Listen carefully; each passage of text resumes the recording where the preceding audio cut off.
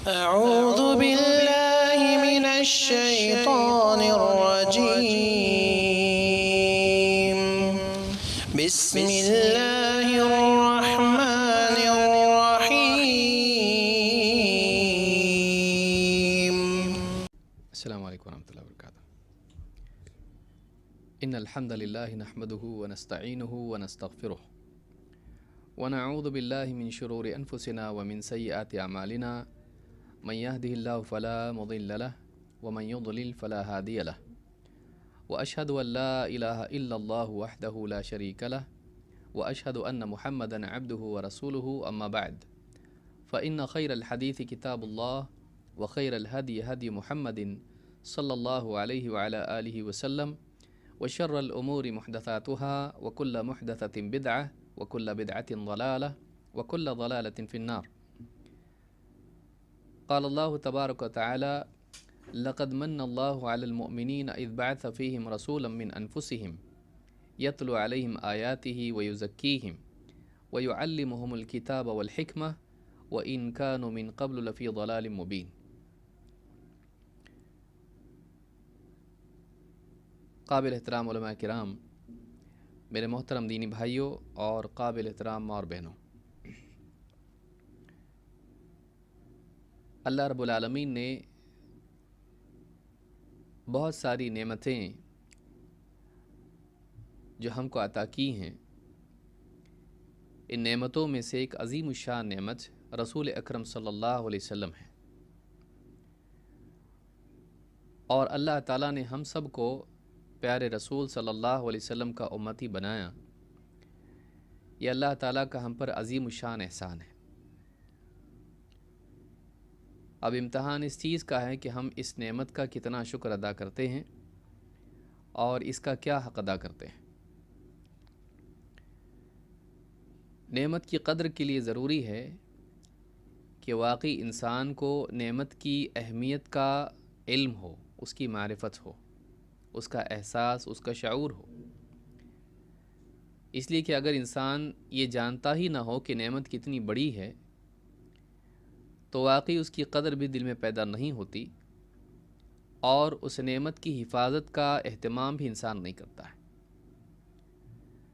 بہت سے لوگوں کا حال یہ ہوتا ہے کہ زندگی میں اللہ تعالیٰ ان کو نعمتیں عطا کرتا ہے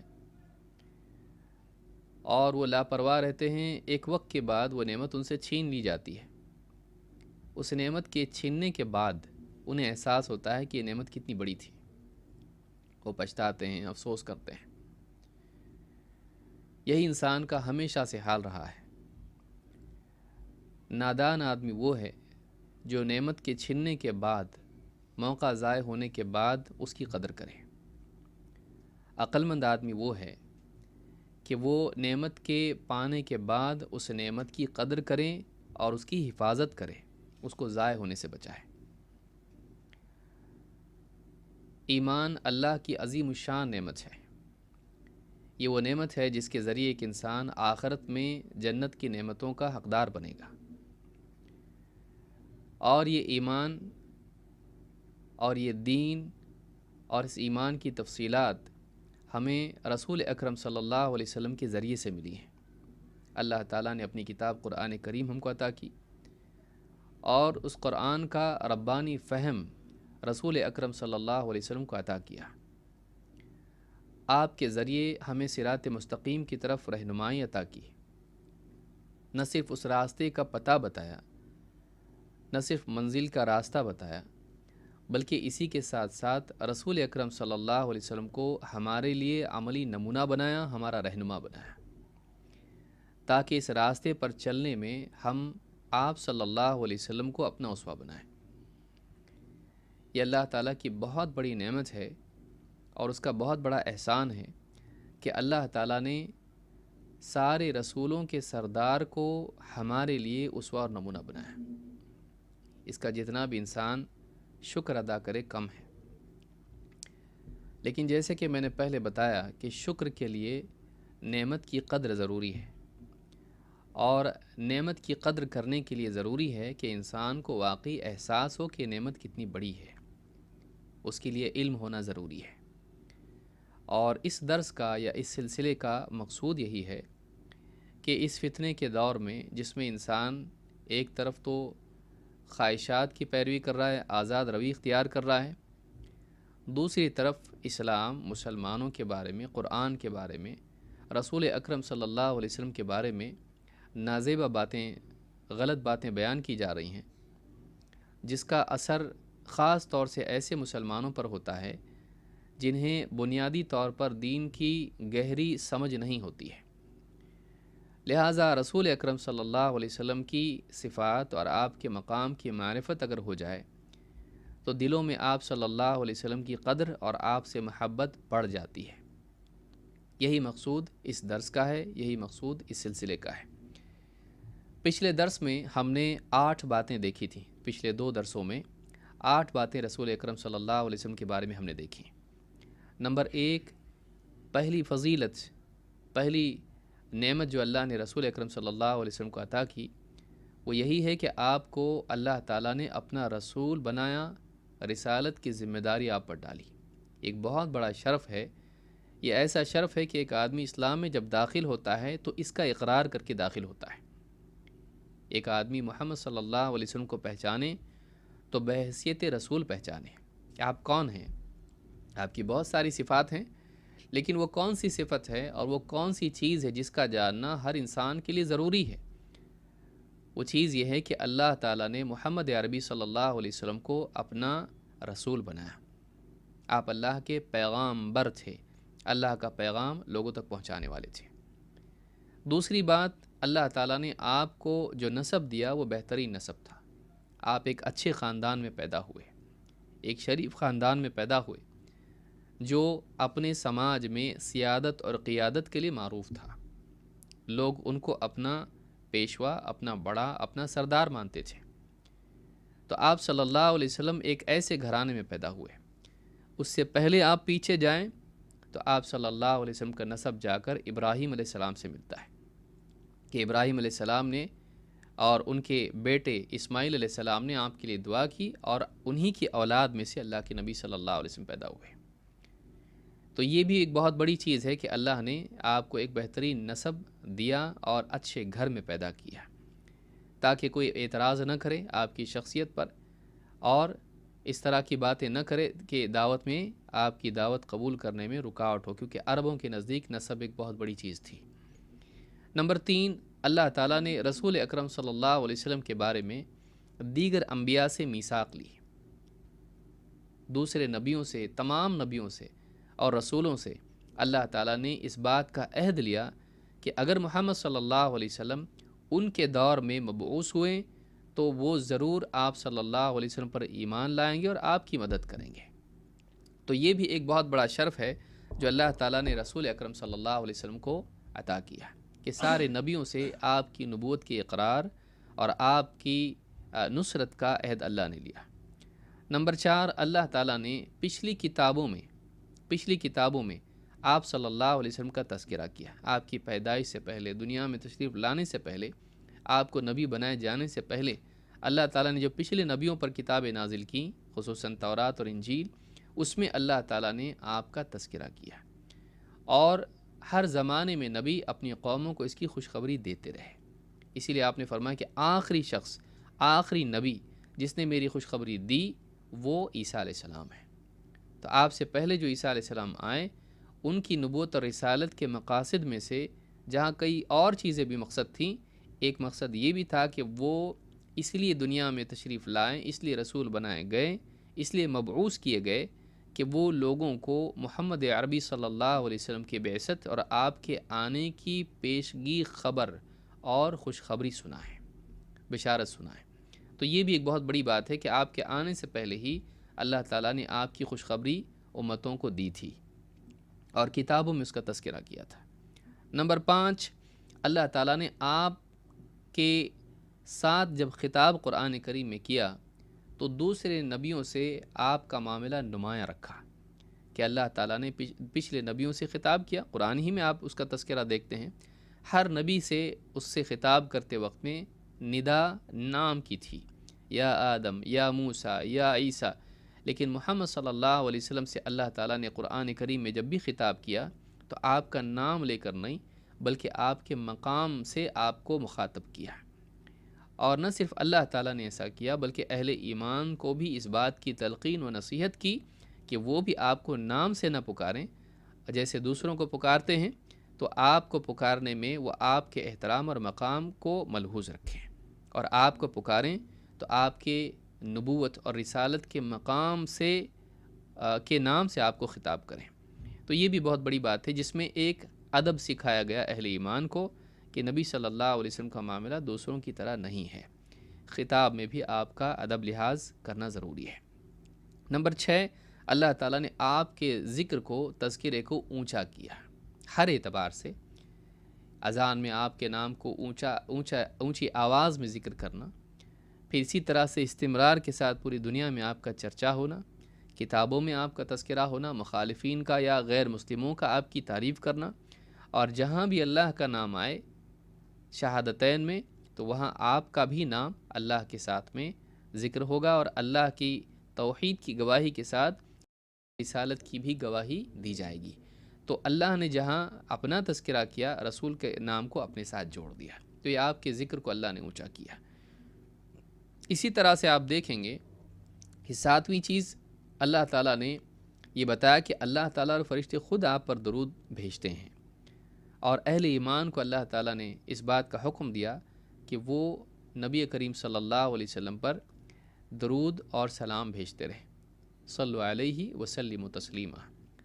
تو یہ بھی ایک بہت بڑی فضیلت ہے کہ اللہ تعالیٰ خود بھی اور اللہ کے فرشتے بھی دوام کے ساتھ نبی اکرم صلی اللہ علیہ وسلم پر صلاۃ بھیجتے ہیں۔ اللہ کا صلاۃ یہ ہے کہ اللہ تعالیٰ اپنے فرشتوں میں نبی اکرم صلی اللہ علیہ وسلم کی ثنا بیان کرتا ہے، آپ کے محاسن، آپ کی خوبی بیان کرتا ہے۔ تو یہ بھی بہت بڑی فضیلت ہے اللہ کے رسول صلی اللہ علیہ وسلم کی۔ نمبر 8، اللہ تعالیٰ نے آپ کو روشن چراغ قرار دیا۔ نہ صرف آپ رسول تھے کہ آپ لوگوں کو پیغام پہنچائیں، بلکہ آپ اپنے اخلاق و کردار اور اپنی شخصیت کے اعتبار سے ایک ایسے انسان تھے کہ آپ کی پوری زندگی گویا کہ نور ہے۔ آپ لوگوں کے لیے ایک چراغ کی طرح ہیں کہ اس چراغ کی روشنی پا کر ایک انسان گمراہی کے گڑھوں سے، کھائیوں سے بچ سکتا ہے، وہ صراط مستقیم پر باقی رہ سکتا ہے اگر اس کے پاس یہ نور ہے تو رسول اکرم صلی اللہ علیہ وسلم یعنی نور ہیں۔ آپ اگرچہ تخلیقی اعتبار سے نور سے پیدا نہیں کیے گئے، آپ انسان تھے، جیسے آدم علیہ السلام کو مٹی سے اللہ تعالیٰ نے بنایا، آپ بھی انہی کی اولاد میں سے تھے اور انسان تھے، لیکن آپ کا کردار، آپ کی تعلیمات، آپ کی گفتار اور آپ کا عمل، آپ کی زندگی ساری نورانی تھی۔ آپ کی باتوں میں ہدایت کا نور اور آپ کی عملی زندگی میں لوگوں کے لیے ہدایت کا نور تھا۔ تو اور آج بھی انسانیت آپ کے اس نور سے استفادہ کر رہی ہے، آپ کے اقوال اور آپ کے اسوہ سے۔ تو یہ 8 باتیں تھیں جو ہم نے دیکھی، میں نے ضروری سمجھا کہ اس کا اعادہ کر دوں تاکہ جو لوگ آج نئے اس گفتگو میں شریک ہوئے ہیں وہ ان کو معلوم ہو کہ اس سے پہلے ہم کیا بات کر چکے ہیں۔ نمبر 9، آج ہم آگے شروع کرتے ہیں۔ جو فضائل رسول اکرم صلی اللہ علیہ وسلم کے ہیں ان میں سے 9واں باب یہ ہے کہ اللہ تعالیٰ نے آپ کی رسالت کو عالمی رسالت رکھا، اور یہ آپ کا اختصاص ہے، یہ آپ کے ساتھ خاص ہے، کسی اور نبی کو یہ چیز نصیب نہیں ہوئی، یہ فضیلت کسی اور نبی کو نہیں ملی، یہ آپ ہی کو ملی۔ اللہ کے نبی صلی اللہ علیہ وسلم کے بارے میں اللہ تعالیٰ نے فرمایا وَمَا أَرْسَلْنَاكَ إِلَّا كَافَّةً لِلنَّاسِ بَشِيرًا وَنَذِيرًا وَلَكِنَّ أَكْثَرَ النَّاسِ لَا يَعْلَمُونَ۔ سورہ سبا آیت نمبر 28۔ اے نبی، ہم نے آپ کو سارے انسانوں کے لیے خوشخبری سنانے والا اور خبردار کرنے والا بنا کر بھیجا ہے، لیکن لوگوں کی اکثریت اس بات کو نہیں جانتی۔ اس آیت سے معلوم ہوا کہ اللہ تعالیٰ نے اپنے پیارے رسول صلی اللہ علیہ وسلم کو ساری انسانیت کے لیے رسول بنا کر بھیجا ہے۔ آپ صرف عربوں کے لیے نہیں، آپ صرف اس زمانے کے لیے نہیں، بلکہ قیامت تک کے لیے آپ اللہ کے رسول ہیں۔ اور چاہے عرب ہوں یا عجم ہوں، چینی ہو، افریقہ کے لوگ ہوں، ہندوستان کے ہوں یا یورپ کے لوگ ہوں، چاہے وہ پڑھے لکھے ہوں، ان پڑھ ہوں، چاہے امیر ہوں یا غریب ہوں، چاہے وہ کسی بھی قوم کے ہوں، اللہ رب العالمین نے رسول اکرم صلی اللہ علیہ وسلم کو ان تمام کی طرف رسول بنا کر بھیجا ہے۔ لہٰذا آپ کی تعلیمات ان سب کے لیے ہیں، آپ کا اسوہ ان سب کے لیے ہے۔ یہ بھی ایک عجیب چیز ہے کہ آپ کی تعلیمات ایسی ہیں کہ سارے لوگ اس پر عمل کر سکتے ہیں، وہ کوئی خاص قوم کے لیے نہیں ہے کہ وہی پریکٹیکلی عمل کر سکتے ہیں، باقی لوگ نہیں، کیونکہ آپ کی تعلیمات میں اور آپ کے لائے ہوئے دین میں، آپ کی شریعت میں عالمگیریت ہے، یہ سارے عالم کے لیے ہے، اور اس میں قیامت تک کے لیے، گویا کہ ابدیت اس کے اندر ہے کہ قیامت تک کے لیے ہوا الی الابد، تو قیامت تک کے لیے ہے۔ تو یہ جو چیز ہے یہ آپ صلی اللہ علیہ وسلم کو ہی عطا ہوئی، کسی اور نبی کو نہیں۔ کسی اور نبی کی شریعت ایسی نہیں تھی کہ قیامت تک ہوگی، آپ کو اللہ نے اخیر میں بھیجا اور آپ کی شریعت کو قیامت تک کے لیے رکھا اور سارے عالم کے لیے رکھا۔ اللہ تعالیٰ قرآن کریم میں فرماتا ہے قُلْ يَا أَيُّهَا النَّاسُ إِنِّي رَسُولُ اللَّهِ إِلَيْكُمْ جَمِيعًا، سورۃ الاعراف آیت نمبر 158۔ اللہ نے فرمایا اے نبی آپ لوگوں سے کہہ دیجئے، علانیہ اس کو لوگوں کے سامنے بیان کیجئے، یا ایھا الناس اے لوگو، انی رسول اللہ الیکم جمیعا، میں تم سب کی طرف رسول بنا کر بھیجا گیا ہوں، جمیعاً سب کے سب، ایھا الناس اے لوگو، کون سے لوگ؟ عرب کے لوگ، عجم کے لوگ، فلان ملک کے لوگ، اس زمانے کے نہیں، یہ پیغام قیامت تک کے انسانوں کے لیے، ساری دنیا کے انسانوں کے لیے ہے۔ اور اللہ تعالیٰ نے کہا کہ اے نبی آپ اس کو علانیہ کہو، سارا قرآن پہنچانے کے لیے ہے، سارے پیغامات پہنچانے کے لیے ہیں، لیکن یہ آیت اس میں خاص کہا گیا بولو لوگوں کو، بتاؤ لوگوں کو۔ معلوم ہے کہ اس کی تاکید پیغام کی اور زیادہ ہے کہ لوگوں نے جاننا چاہیے اس بات کو کہ محمد عربی صلی اللہ علیہ وسلم صرف عرب کے لیے نہیں ہے بلکہ سارے انسانوں کے لیے ہے۔ لہٰذا سارے انسانوں کے لیے ضروری ہے کہ آپ کو رسول مانیں۔ جو آپ کو رسول مانے گا وہ نجات پائے گا، جو آپ کو رسول نہیں مانے گا، چاہے وہ پچھلے تمام نبیوں اور رسولوں کو مانتا رہا ہو اور موت تک مانتا رہے، پھر بھی وہ جنت میں نہیں جائے گا۔ کیوں؟ اس لیے کہ محمد صلی اللہ علیہ وسلم کو جاننے کے بعد اس نے تسلیم نہیں کیا۔ تو یہاں اللہ نے فرمایا کہ اے لوگوں، آپ کہیے اے لوگوں، انی رسول اللہ الیکم جمیعا، میں اللہ کا رسول ہوں تم سب کی طرف مجھے رسول بنا کر بھیجا گیا ہے۔ خود اللہ کے نبی صلی اللہ علیہ وسلم نے فرمایا وَكَانَ النَّبِيُّ يُبْعَثُ إِلَىٰ قَوْمِهِ خَاصَّةً وَبُعِثْتُ إِلَى النَّاسِ كَافَّةً۔ امام البخاری اور مسلم دونوں نے اس روایت کو نقل کیا ہے حضرت جابر سے۔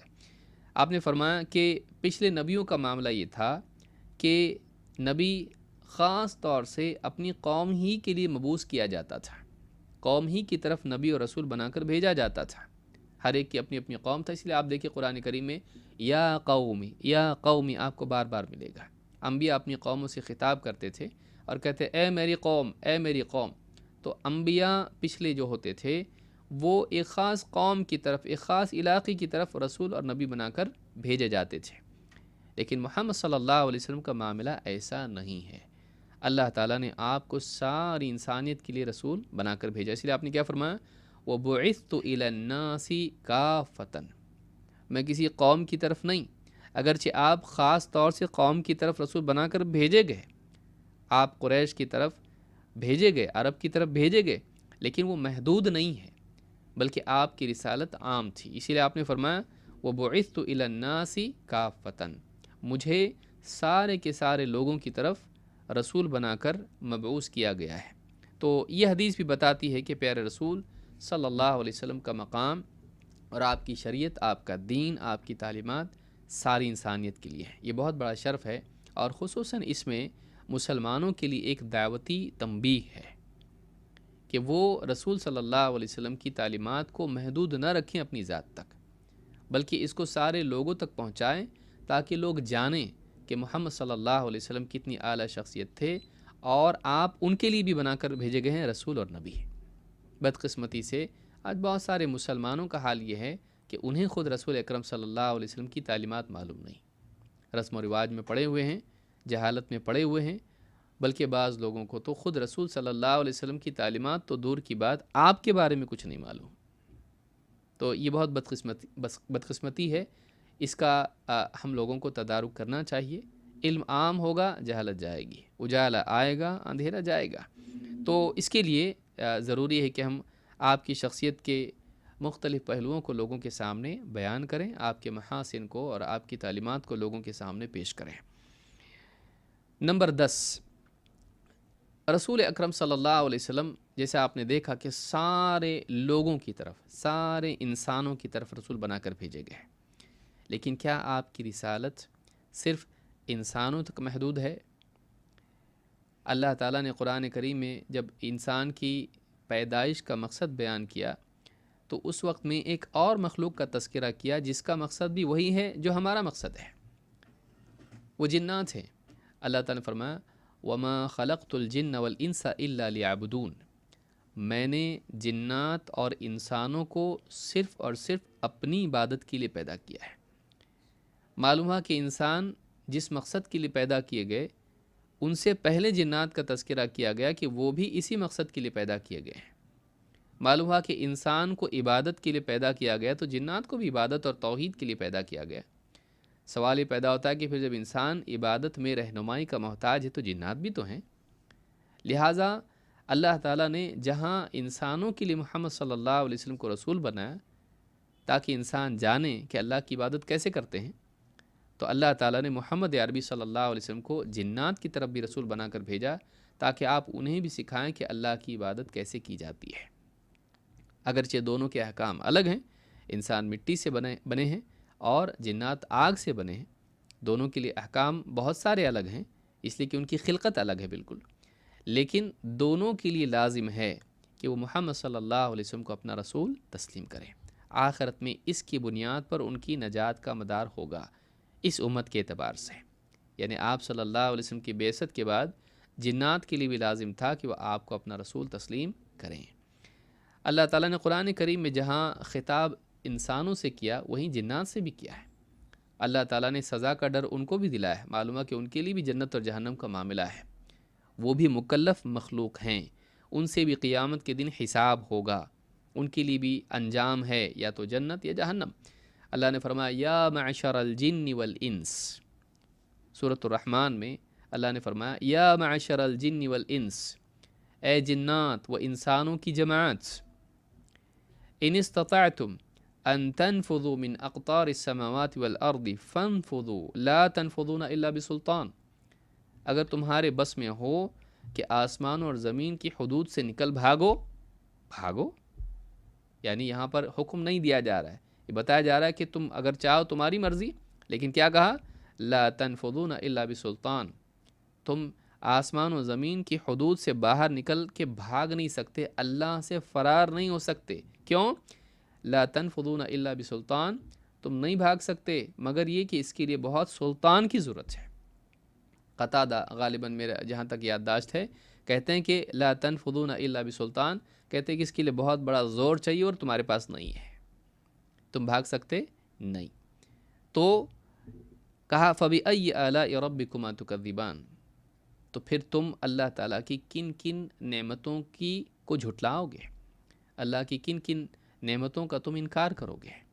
تو یہاں پر سورۃ الرحمن میں آیت نمبر 33-34 میں اللہ تعالیٰ نے جہاں انسانوں سے خطاب کیا وہیں جنات سے بھی۔ تو قرآن کا خطاب صرف انسانوں سے ہے؟ نہیں، قرآن کا خطاب جنات سے بھی ہے۔ قرآن لے کر کون آیا؟ محمد صلی اللہ علیہ وسلم۔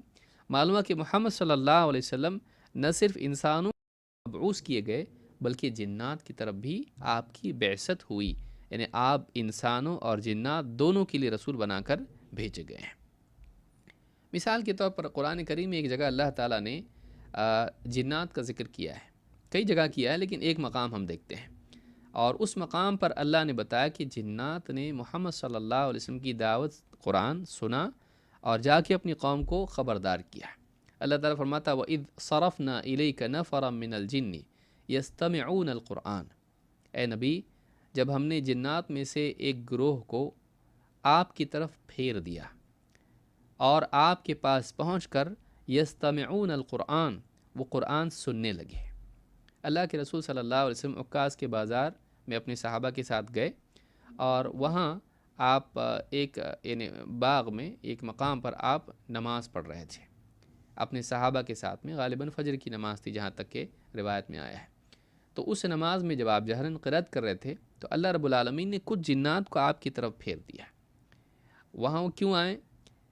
جنات، اس کی لمبی تفصیل بخاری کی روایت میں ہے کہ جنات، مسلم میں بھی یہ روایت موجود ہے جہاں تک مجھ کو یاد ہے. جنات نے دیکھا کہ جب بھی آسمان پہ جاتے ہیں آسمان سے آگ کے شعلے برسائے جاتے ہیں ان پر. پہلے انٹری تھی اب بند ہو گئی، ایسا کچھ تو تبدیلی ہوئی ہے جو پہلے نہیں تھی. تو انہوں نے آپس میں ڈسکس کیا، میٹنگ ہوئی، ڈسکس کیا اور فیصلہ کیا کہ ایک کام کرتے ہیں، ہم لوگ زمین میں پھیل جاتے ہیں اور دیکھتے ہیں کچھ عجیب ہوا ہوگا، کچھ تو نیا معاملہ ہوا ہے، تب جا کر یہ بات ہوئی ہے. کچھ یہاں گئے کچھ وہاں گئے، اس طرح سے پھیل گئے. تو کچھ لوگ، اللہ تعالیٰ نے کچھ لوگوں کو اس طرف پھیر دیا نبی صلی اللہ علیہ وسلم کی طرف. تو آپ صلی اللہ علیہ وسلم اس وقت میں فجر کی نماز پڑھ رہے تھے اور جنات وہاں پہنچے تو اللہ نے فرمایا فَلَمَّا حَضَرُوهُ قَالُوا أَنصِتُوا. جب وہ وہاں حاضر ہوئے جہاں نبی صلی اللہ علیہ وسلم اپنے صحابہ کے ساتھ نماز پڑھ رہے تھے تو انہوں نے آپس میں کہا چپ ہو جا، چپ ہو جا، دھیان سے سنو، انصتوا، چپ ہو جاؤ. فَلَمَّا قُضِيَ وَلَّوْا إِلَىٰ قَوْمِهِمْ مُنذِرِينَ. جب اللہ کے نبی صلی اللہ علیہ وسلم فَلَمَّا قُضِيَ وَلَّوْا إِلَىٰ قَوْمِهِمْ مُنذِرِينَ. جب اللہ کے نبی صلی اللہ علیہ وسلم کی قرأت یعنی آپ کی نماز ختم ہوئی، وَلَّوْا إِلَىٰ قَوْمِهِمْ مُنذِرِينَ، تو فوراً پلٹ کے اپنی قوم کو خبردار کرنے کے لیے چلے گئے. وہ خبردار کرنے والے منذر ہو کر اپنی قوم کی طرف گئے. قالوا یا قومنا انا سمعنا کتابا انزل من بعد موسیٰ.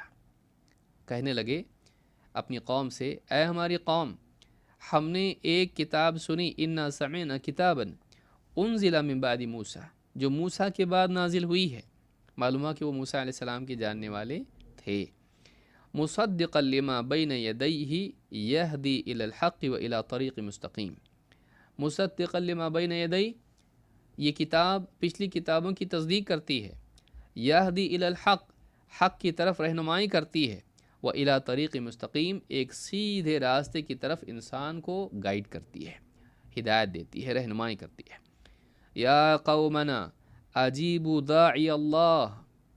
اے قوم، اے ہماری قوم، اللہ کے داعی کی دعوت کو قبول کرو، یعنی محمد صلی اللہ علیہ وسلم. وآمنوا بہ، اور ان پر ایمان لے آؤ. یغفر لکم من ذنوبکم، اگر تم آپ کی دعوت کو قبول کرو گے، آپ پر ایمان لاؤ گے تو اللہ تعالیٰ تمہارے گناہوں کی مغفرت فرمائے گا. ویجرکم من عذاب علیم، اور تمہیں ایک دردناک عذاب سے بچائے گا. ومن لا یجب داعی اللہ فلیس بمعجز فی الارض، اور جو اللہ کے داعی کی دعوت کو قبول نہ کرے تو اللہ فلیس بمعجز فی الارض، وہ زمین میں اللہ کو عاجز نہیں کر سکتا ہے، یعنی بھاگ نہیں سکتا اللہ تعالیٰ سے، فرار نہیں ہو سکتا اس کے عذاب سے. ولیس لہ من دونہ اولیاء، اور اللہ کے سوا اس کا کوئی مددگار بچانے والا ساتھی نہیں ہوگا. اولئک فی ضلال مبین، ایسے لوگ کھلی گمراہی میں ہیں. یہ سورہ الاحقاف آیت نمبر 29 سے 32 تک آپ پڑھتے چلے جائیں اور اس کی تفسیر میں آپ سارا واقعہ دیکھ سکتے ہیں. یہاں آپ دیکھیں گے کہ جنات جا کر اپنی قوم کو خبردار کرنے لگے. علماء نے کہا کہ جنات میں رسول اور نبی نہیں ہوتے ہیں، جنات میں منذر ہوتے ہیں، خبردار کرنے والے. تو یہاں جیسے کہا کہ یعنی وَلَّوْا إِلَىٰ قَوْمِهِمْ مُنذِرِينَ، وہ اپنی قوم کو خبردار کرنے والے بن کے لوٹے. یعنی جیسے ہی قرآن انہوں نے سنا، دھیان سے سنا، فوراً ان کی بات سمجھ میں آ گئی اور وہ قرآن پر ایمان لے آئے، محمد صلی اللہ علیہ وسلم پر ایمان لے آئے. اس کی خبر رسول صلی اللہ علیہ وسلم کو بھی نہیں تھی، اللہ تعالیٰ نے آپ کو اس کی خبر دی. اور پھر وہ اپنی قوم کو جا کے ڈرانے لگے. اس میں جو بات ہے اس میں یہ کہ ایمان لے آؤ، اور اس کے بعد عذاب کی ان کو دھمکی بھی دی کہ اگر وَمَن لَّا يُجِبْ دَاعِيَ اللَّهِ فَلَيْسَ بِمُعْجِزٍ فِي الْأَرْضِ، جو اللہ کے داعی کی دعوت کو قبول نہ کرے وہ اللہ سے بھاگ نہیں سکتا ہے، زمین میں اللہ کو عاجز نہیں کر سکتا ہے. وَلَيْسَ لَهُ مِن دُونِهِ أَوْلِيَاءُ أُولَٰئِكَ فِي ضَلَالٍ مُّبِينٍ، اور اللہ کے سوا کوئی مددگار بھی اس کا نہیں ہوگا. اور کہا کہ یہ کھلی گمراہی میں. معلوم ہوا کہ جنات اس بات کو جانتے تھے کہ اللہ کے رسول صلی اللہ علیہ وسلم کی دعوت کو اگر وہ قبول نہ کریں تو وہ گمراہ ہیں. آیت میں کیا بتایا جا رہا ہے؟ اولئک فی ضلال مبین، تو وہ گمراہ ہیں. ظاہر بات ہے کہ گمراہی کا انجام کیا ہے؟ وَكُلُّ ضَلَالَةٍ فِي النَّارِ، گمراہی کا انجام جہنم ہے۔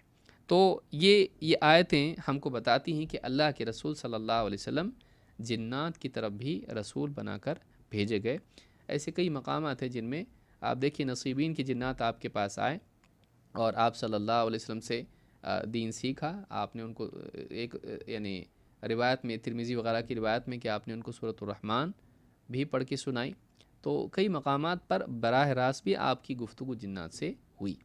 تو آپ صلی اللہ علیہ وسلم کی فضیلت میں ایک بات یہ بھی ہے کہ آپ نہ صرف انسانوں کے لیے بلکہ آپ جنات کے لیے بھی رسول بنا کر بھیجے گئے۔ کئی روایت ورنہ بات طویل ہو جائے گی، اس لیے کہ ہم کو بہت ساری چیزیں اس میں کور کرنی ہیں۔ ابھی ہم 10ویں نقطے پر ہیں۔ نمبر 11، اللہ تعالیٰ نے آپ کو یہ شرف بھی عطا کیا کہ آپ کو سارے عالمین کے لیے رحمت بنا کر بھیجا۔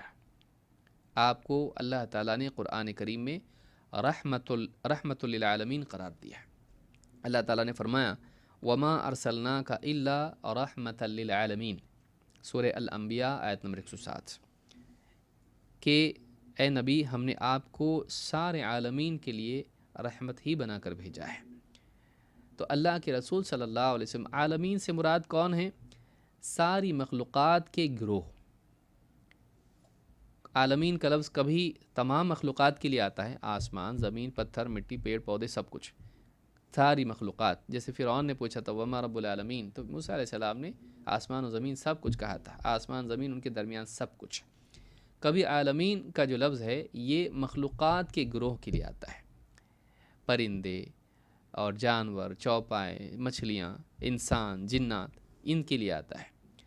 کبھی عالمین کا لفظ جو ہے یہ جنات اور انسانوں کے لیے آتا ہے۔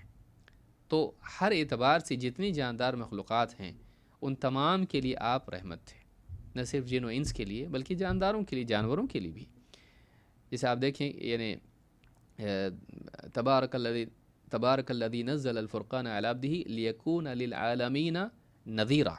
اللہ تعالیٰ نے کیا فرمایا کہ بڑی برکتوں والا ہے وہ رب اللہ جس نے اپنے بندے پر قرآن نازل کیا تاکہ آپ سارے عالمین کے لیے نذیر ہو جائیں، خبردار کرنے والے ہوں۔ ظاہر بات ہے آپ جانوروں کو خبردار کرنے کے لیے نہیں آئے تھے، آپ جنات اور انسانوں کو خبردار کرنے کے لیے آئے تھے، کیونکہ جنت اور جہنم کا معاملہ صرف انہی کے ساتھ جڑا ہوا ہے، دیگر مخلوقات کے ساتھ نہیں۔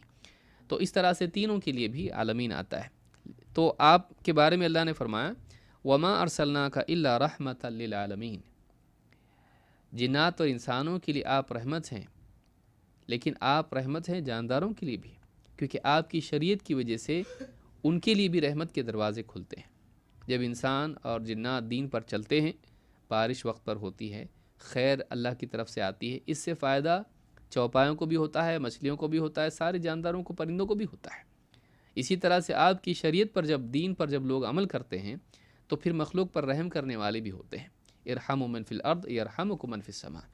تو بالواسطہ بھی آپ کا دین اور آپ کی تعلیمات لوگوں کے لیے رحمت، اور خود آپ بھی لوگوں کے لیے رحمت تھے، جانداروں کے لیے بھی آپ رحمت تھے۔ اسی لیے اللہ تعالیٰ نے سارے عالمین کے لیے آپ کو رحمت بنا کر بھیجا ہے۔ اللہ کے نبی صلی اللہ علیہ وسلم نے خود بھی اپنے بارے میں فرمایا انما انا رحمت مہداہ۔ ابن سعد نے اس کو روایت کیا، اور اسی طرح سے امام حاکم نے بھی، اور صحیح الجامع الصغیر حدیث نمبر 2345 پر شیخ الالبانی نے اس کو صحیح کہا ہے۔ انما انا رحمت مہداہ، میں اللہ کی طرف سے بطور تحفہ تمہارے لیے رحمت ہوں۔ اللہ تعالیٰ نے مجھے تمہارے لیے رحمت بنا کر بطور تحفہ عطا کیا ہے۔ مہدہ کے ہدیے میں دینا، تو رسول صلی اللہ علیہ وسلم اللہ رب العالمین کا تحفہ ہے ہمارے لیے۔ اس گفٹ کی ہم کتنی قدر کرتے ہیں، اس اعتبار سے ہم قابل قدر قرار پاتے ہیں۔ یعنی ہماری قدر کیسے ہوگی؟ ہمارے نسب کی وجہ سے، ہماری خوبصورتی کی وجہ سے، ہماری صحت کی وجہ سے، ہماری ڈگری کی وجہ سے، ہمارے پیسوں کی وجہ سے۔ ہماری قدر اس بنیاد پر ہے کہ ہم اللہ کے اس نعمت کی کتنی قدر کرتے ہیں، محمد صلی اللہ علیہ وسلم کی۔ اگر ہم اس نعمت کی قدر نہیں کرتے ہیں، اللہ ہم سب کی حفاظت فرمائے، تو ہم بھی بے قدر ہیں، ہم بھی قابل قدر نہیں ہوں گے۔ لہٰذا ہماری ذلت کے اسباب میں سے ایک سبب یہ بھی ہے کہ ہم رسول اکرم صلی اللہ علیہ وسلم کی شخصیت، آپ کی تعلیمات، آپ کے لائے ہوئے دین کی ویسی قدر نہ کریں جیسی کرنی چاہیے، جن میں توحید سر فہرست ہے، وما قدر اللہ حق قدرہ۔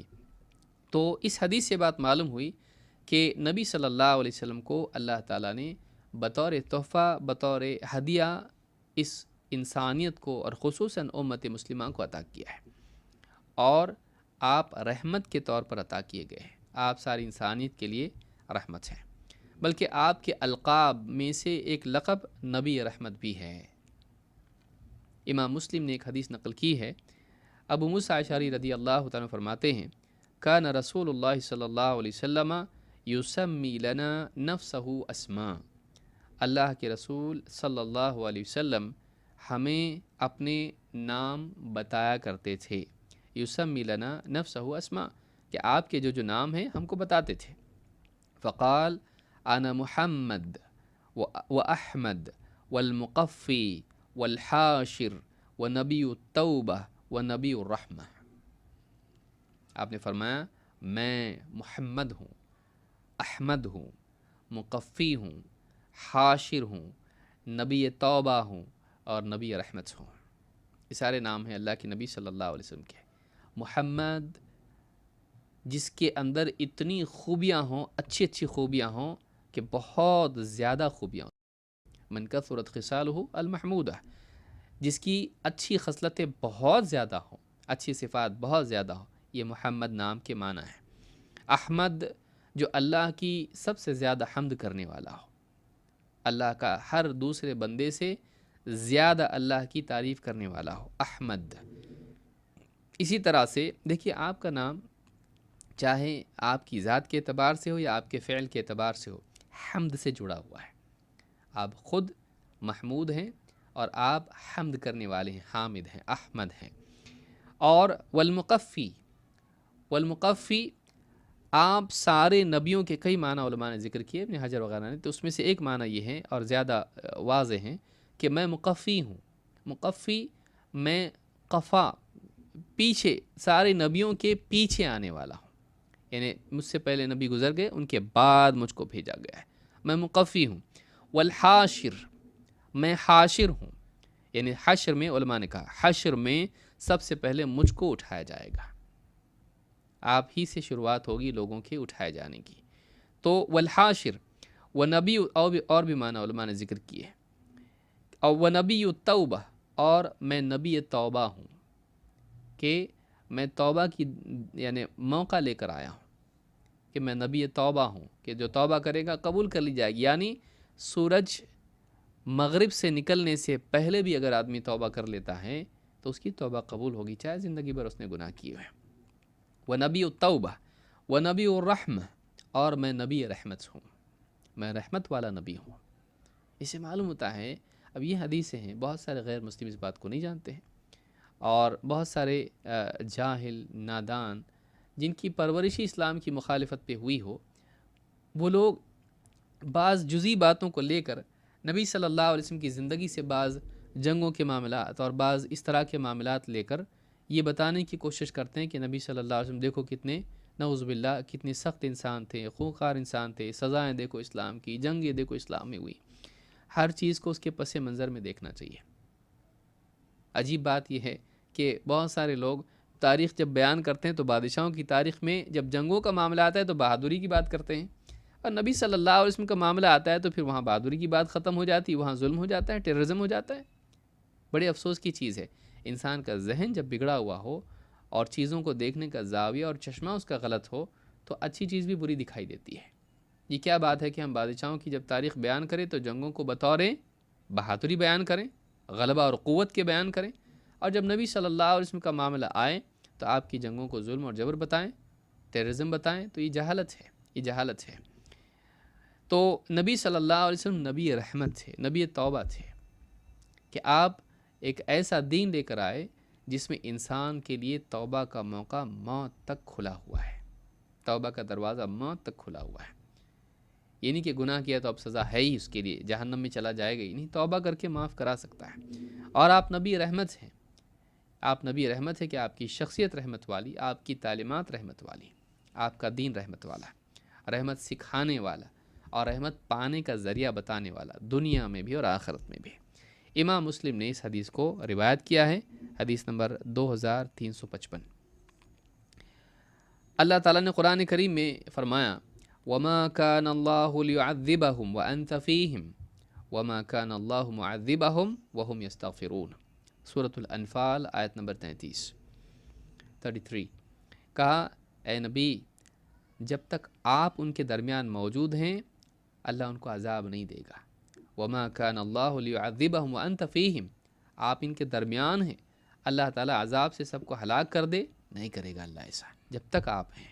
یعنی نبی صلی اللہ علیہ وسلم کا ہونا بھی لوگوں کے لیے ایک زندگی کے لیے امان تھی۔ وَمَا كَانَ اللَّهُ لِيُعَذِّبَهُمْ وَأَنْتَ فِيهِمْ وَمَا كَانَ اللَّهُ مُعَذِّبَهُمْ وَهُمْ يَسْتَغْفِرُونَ، اور اللہ تعالیٰ انہیں عذاب نہیں دے گا اگر وہ اللہ سے، جب تک وہ اللہ سے استغفار کرتے رہیں۔ یہ اللہ کی رحمت ہے کہ اللہ تعالیٰ نے نبی رحمت ہم کو عطا کیا ہے کہ آپ کی شخصیت جب تک ہے آپ لوگوں کے لیے عذاب سے گویا کہ امان ہیں، آپ کی تعلیمات بھی اور آپ کی شخصیت بھی۔ اسی طرح سے اللہ تعالیٰ نے فرمایا لَقَدْ جَاءَكُمْ رَسُولٌ مِّنْ أَنفُسِكُمْ عَزِيزٌ عَلَيْهِ مَا عَنِتُّمْ حَرِيصٌ عَلَيْكُمْ بِالْمُؤْمِنِينَ رَءُوفٌ رَحِيمٌ، سورۃ التوبہ آیت نمبر 28۔ اللہ نے فرمایا لَقَدْ جَاءَكُمْ رَسُولٌ مِّنْ أَنفُسِكُمْ، لو تمہارے پاس تمہیں میں سے ایک رسول آ گیا، تمہیں میں سے تمہارے پاس ایک رسول آ گیا، عزیز علیہ ما عنتم، تمہاری تکلیف، تمہاری تنگی، پریشانی، تمہارے مسائل اس کے لیے بڑے گراں ہیں، رسول پر بڑے بھاری ہیں۔ تم کو تکلیف ہو تو رسول کو تکلیف ہوتی ہے۔ اب دیکھیے اللہ کے رسول صلی اللہ علیہ وسلم فرماتے ہیں میں نماز، میرا ارادہ ہوتا ہے کہ نماز لمبی کروں، لیکن پھر پیچھے سے مجھے کسی بچے کے رونے کی آواز سنائی دیتی ہے تو میں اپنی نماز کو مختصر کر لیتا ہوں، اس وجہ سے کہ یعنی اس ڈر سے کہ کہیں نماز کا طویل ہونا بچے کی ماں کے لیے مشقت کا ذریعہ نہ بنے۔ عزیز علیہ ما عنتم، تمہاری پریشانی، تمہاری تکلیف اس پر بڑی بھاری ہے، رسول کے لیے تکلیف ہے وہ خود، اور حریص علیکم، تمہاری تکلیف اس پر بھاری ہے لیکن اسی کے ساتھ تمہاری خیر کا وہ بڑا حریص ہے، تم جنت میں چلے جاؤ، تمہارے لیے اللہ کی طرف سے رخصت آ جائے، تمہارے لیے اللہ کی نعمتوں کے دروازے، رحمت کے دروازے کھل جائیں، حریص علیکم، تمہاری ہدایت کا اور تمہاری نجات کا بڑا حریص ہے، بالمؤمنین رؤوف الرحیم، اور خصوصاً ایمان والوں کے لیے تو بڑا رأفت والا، شفقت والا اور رحم والا ہے۔ ایسے رسول ہیں کہ جو ایمان والوں کے لیے رؤوف الرحیم ہے، رأفت والے، نرمی والے اور رحمت والے۔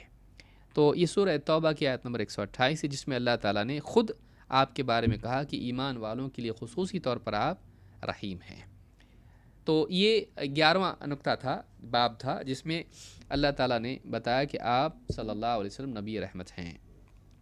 نمبر 12، اللہ تعالیٰ نے آپ کو خاتم النبیین بنایا، آپ سارے نبیوں کے خاتم ہیں، آپ آخری نبی ہیں، آپ کے بعد کوئی نبی نہیں۔ اللہ تعالیٰ قرآن کریم میں فرماتا ہے ما کان محمد ابا احد من رجالکم ولکن رسول اللہ وخاتم النبیین، سورۃ الاحزاب آیت نمبر 40۔ فرمایا محمد صلی اللہ علیہ وسلم تم میں سے کسی مرد کے باپ نہیں ہیں، جیسے زید ابن حارثہ کا معاملہ تھا، انہیں آپ نے گویا کہ جیسے ہمارے ہاں منہ بلا بیٹا بنا لیتے ہیں، تو ایسا آپ نے ان کو گویا کہ اپنا بیٹا ہی بنا لیا تھا، اور لوگوں میں معروف تھے کہ زید ابن حارثہ جو ہے محمد صلی اللہ علیہ وسلم کے بیٹے ہیں، کہ آپ نے ان کو بیٹا بنا لیا ہے۔ تو اللہ تعالیٰ نے بتایا کہ ایسا بنا لینے سے کسی کو بیٹا نہیں بن جاتا ہے، وہ کسی کو بیٹا بول دیا تو بیٹا بن گیا، اپنے اسکول میں جا کے آپ کا نام لکھ رہا ہے، نہیں ہوتا ایسا، کسی کو بیٹا بولنے سے، بنا لینے سے وہ نہیں بنتا ہے، نسب رہتا ہے، وہ اس کا ہی بیٹا رہے گا جو اس کا واقعی نسب سے باپ ہے۔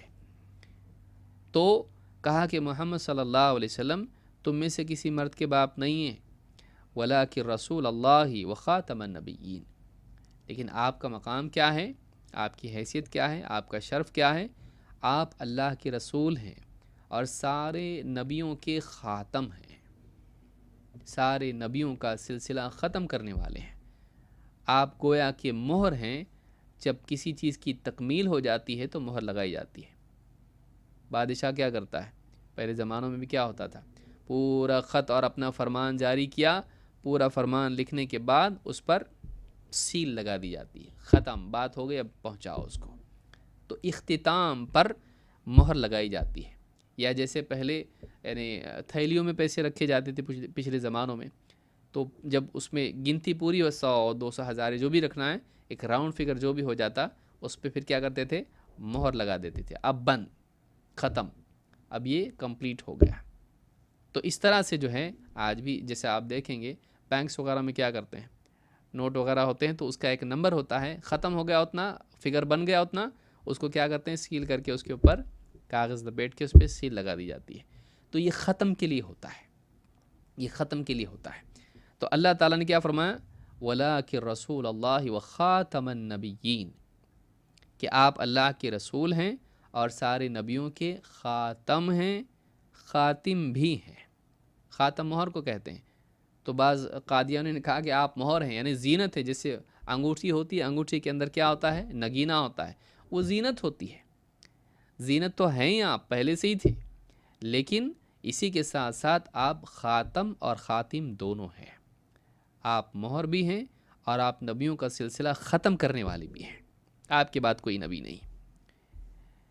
یہاں آپ صلی اللہ علیہ وسلم نے خود فرمایا وَأَنَا خَاتَمُ النَّبِيِّينَ لَا نَبِيَّ بَعْدِي، میں نبیوں کا خاتم ہوں اور لا نبی بعدی، تو میرے بعد کوئی نبی نہیں، میرے بعد کوئی نبی نہیں۔ امام احمد، ابو داؤد اور ترمذی نے اس کو روایت کیا ہے، اور صحیح الجامع صغیر میں حدیث نمبر 1773 پر یہ حدیث موجود ہے، صحیح حدیث ہے۔ اسی طرح سے آپ نے بخاری اور مسلم کی حدیث میں آپ نے فرمایا وَأَنَا خَاتِمُ النَّبِيِّينَ، اس کو یاد رکھیے۔ کوئی کہے کہ خاتم ہے، وہ تو مہر ہیں، بس انگوٹھی کی جو ہے جو فصا اس میں یہ ہوتا ہے، نگینہ ہوتا ہے، زینت ہے، ختم کا کدھر معنی آیا اس کے اندر؟ تو یہاں آپ دیکھیں گے نبی صلی اللہ علیہ وسلم نے فرمایا وَأَنَا خَاتِمُ النَّبِيِّينَ، میں خاتم النبیین ہوں۔ خاتم تو اب سمجھ میں آ گیا، ختم کرنے والے کو خاتم کہتے ہیں۔ اس کو امام البخاری اور مسلم دونوں نے روایت کیا ہے۔ بخاری حدیث نمبر 3535 اس کو یاد رکھیے، تو قادیانی کے لیے آپ کو کام آئے گی حدیث 35 کتاب المناقب میں، اور مسلم میں بھی یہ حدیث موجود ہے، کتاب الفضائل میں ہے۔ تو ان دونوں حدیثوں سے بات معلوم ہوئی کہ آپ خاتم النبیین ہیں، آپ خاتم النبیین ہیں۔ کوئی کہہ سکتا ہے کہ یہاں پر رسولوں کے خاتم نہیں ہوئے، اب صرف نبیوں کے ہیں۔ بھئی رسول تب بنے گا جب پہلے نبی بنے گا، پہلے نبی بننے کے بعد ہی تو رسول بنے گا۔ اللہ کا پیغام آیا تبھی تو پہنچانے جائے گا۔ تو آپ کے بعد کوئی نبی ہی نہیں کہ اللہ کا پیغام کسی کے پاس آئے گا ہی نہیں، اب وہ سلسلہ ختم ہو گیا، وہی ختم، وہی کا سلسلہ، نبوت کا سلسلہ ختم۔ اب نبی ہی نہیں بنے گا تو رسول کہاں سے بنے گا؟ تو آپ کے بعد کوئی نبی نہیں۔ اب سوال ہی پیدا ہوتا ہے پھر عیسیٰ علیہ السلام بھی تو آئیں گے۔ بھولے بھالے لوگ اس طرح کے سوالات کرتے ہیں کہ پھر عیسیٰ علیہ السلام نہیں آئیں گے کیا؟ تو اس حدیث سے اس کا رد نہ کریں کہ میرے بعد کوئی نبی نہیں تو عیسیٰ علیہ السلام نہیں آئیں گے، تو یہ نہیں، یا شک کرے اس حدیث میں، نہیں، بلکہ عیسیٰ علیہ السلام آئیں گے، وہ کوئی نئے نبی نہیں ہوں گے، بلکہ آپ سے پہلے کے نبی ہیں، وہ واپس آنے والے ہیں، تو وہ ان کی وفات نہیں، وہ زندہ ہیں، وہ آئیں گے، تو وہ نئی نبوت نہیں ہوگی۔ میرے بعد کوئی نبی آنے والا نہیں، یعنی نیا نبی کوئی بنے گا نہیں، میرے بعد نبوت کا سلسلہ، اسی لیے آپ نے فرمایا ختم بی النبیون، میرے ذریعے نبیوں کا سلسلہ ختم کر دیا گیا۔ تو یہ بھی یاد رکھنے کی چیز ہے۔ اللہ کے رسول صلی اللہ علیہ وسلم نے ایک بڑی پیاری مثال کے ذریعے سے اس بات کو واضح کیا۔ ابو ہریرہ رضی اللہ تعالیٰ فرماتے ہیں ان رسول اللہ صلی اللہ علیہ وسلم قال، اللہ کے رسول صلی اللہ علیہ وسلم نے فرمایا ان مثلی ومثل الانبیاء من قبلی، میری اور مجھ سے پہلے جو نبی گزرے ہیں ان کی مثال ایسی ہے، کیسی؟ کمثل رجل بنا بیتا فاحسنہ واجملہ، جیسے ایک شخص نے ایک گھر بنایا، فاحسنہ واجملہ، اس نے بہت اچھے سے پختہ مضبوط اچھا گھر بنایا اور اس کو مزید مزین کیا، وہ اجملہ، اس کو اور جمیل بنایا اور اچھا بنایا، اس کو خوبصورتی اور نقش و نگار بہت کچھ کیا اس میں. الا موضع لبنۃ من زاویہ، لیکن ایک کونے میں ایک اینٹ چھوڑ دی. پورا گھر بنایا پرفیکٹ، ایک دم خوبصورت، ایک دم پختہ مضبوط، لیکن پوری بلڈنگ میں اس نے کیا کیا، اس گھر میں ایک اینٹ کی جگہ خالی رکھ دی، ایک اینٹ خالی، اینٹ ہی نہیں رکھی ادھر. فجعل الناس يطوفون به ويعجبون له ويقولون، مسلم کی روایت میں ہے، ما رأينا بنيانا احسن من هذا الا هذه اللبنة. اب لوگ جو آئے اس گھر کو دیکھنے کے لیے، اس گھر کے اطراف چکر لگایا اور کہا کیا زبردست گھر ہے. وَيَعْجَبُونَ بِهِ، اس کی خوبصورتی پر تعجب کرنے لگے، اس کو سراہنے لگے. لیکن وہ کہنے لگے کہ ہم نے اس سے اچھا کوئی گھر نہیں دیکھا. ہاں لیکن یہ ایک اینٹ کم ہے، یہ ایک کمی اس کے اندر ہے. اس سے اچھا کوئی گھر نہیں، مگر اس ایک اینٹ کی کمی اس میں رہ گئی. حَلَّا وُضِعَتْ هَذِهِ اللَّبِنَةُ، کیوں نہیں رکھا بنانے والے نے یہاں اینٹ، خالی کہیں کو چھوڑ دیا یہاں پہ، یہاں اینٹ کیوں نہیں رکھی اس نے. مسلم کی روایت میں ہے فَيَتِمَّ بُنْيَانُكَ، یعنی تو نے یہاں پہ اینٹ کیوں نہیں رکھی، عمارت کمپلیٹ ہو جاتی. آپ فرماتے ہیں فَأَنَا اللَّبِنَةُ وَأَنَا خَاتِمُ النَّبِيِّينَ، آپ نے فرمایا وہ جو اینٹ ہے نا، تو وہ اینٹ میں ہوں، وہ اینٹ میں ہوں اور میں خاتم النبیین ہوں. ابن حبان کی روایت ہے ختم بی الرسل، میرے ذریعے رسولوں کا سلسلہ ختم کر دیا گیا. تو کسی کو اگر نبیوں اور رسولوں کا معاملہ ہے کہ بھئی خاتم النبی نے خاتم الرسول نہیں ہے، اس روایت سے وہ بھی شبہ ختم ہو جاتا ہے اور وہ بھی کنفیوژن نہیں ہوتا ہے. حالانکہ کوئی بڑی بات وہ نہیں ہے، نبوت کے اختتام سے یا خاتمے سے رسالت کا خاتمہ اپنے آپ ہو جاتا ہے کہ آپ خاتم النبیین ہیں، خاتم الرسول بھی ہیں.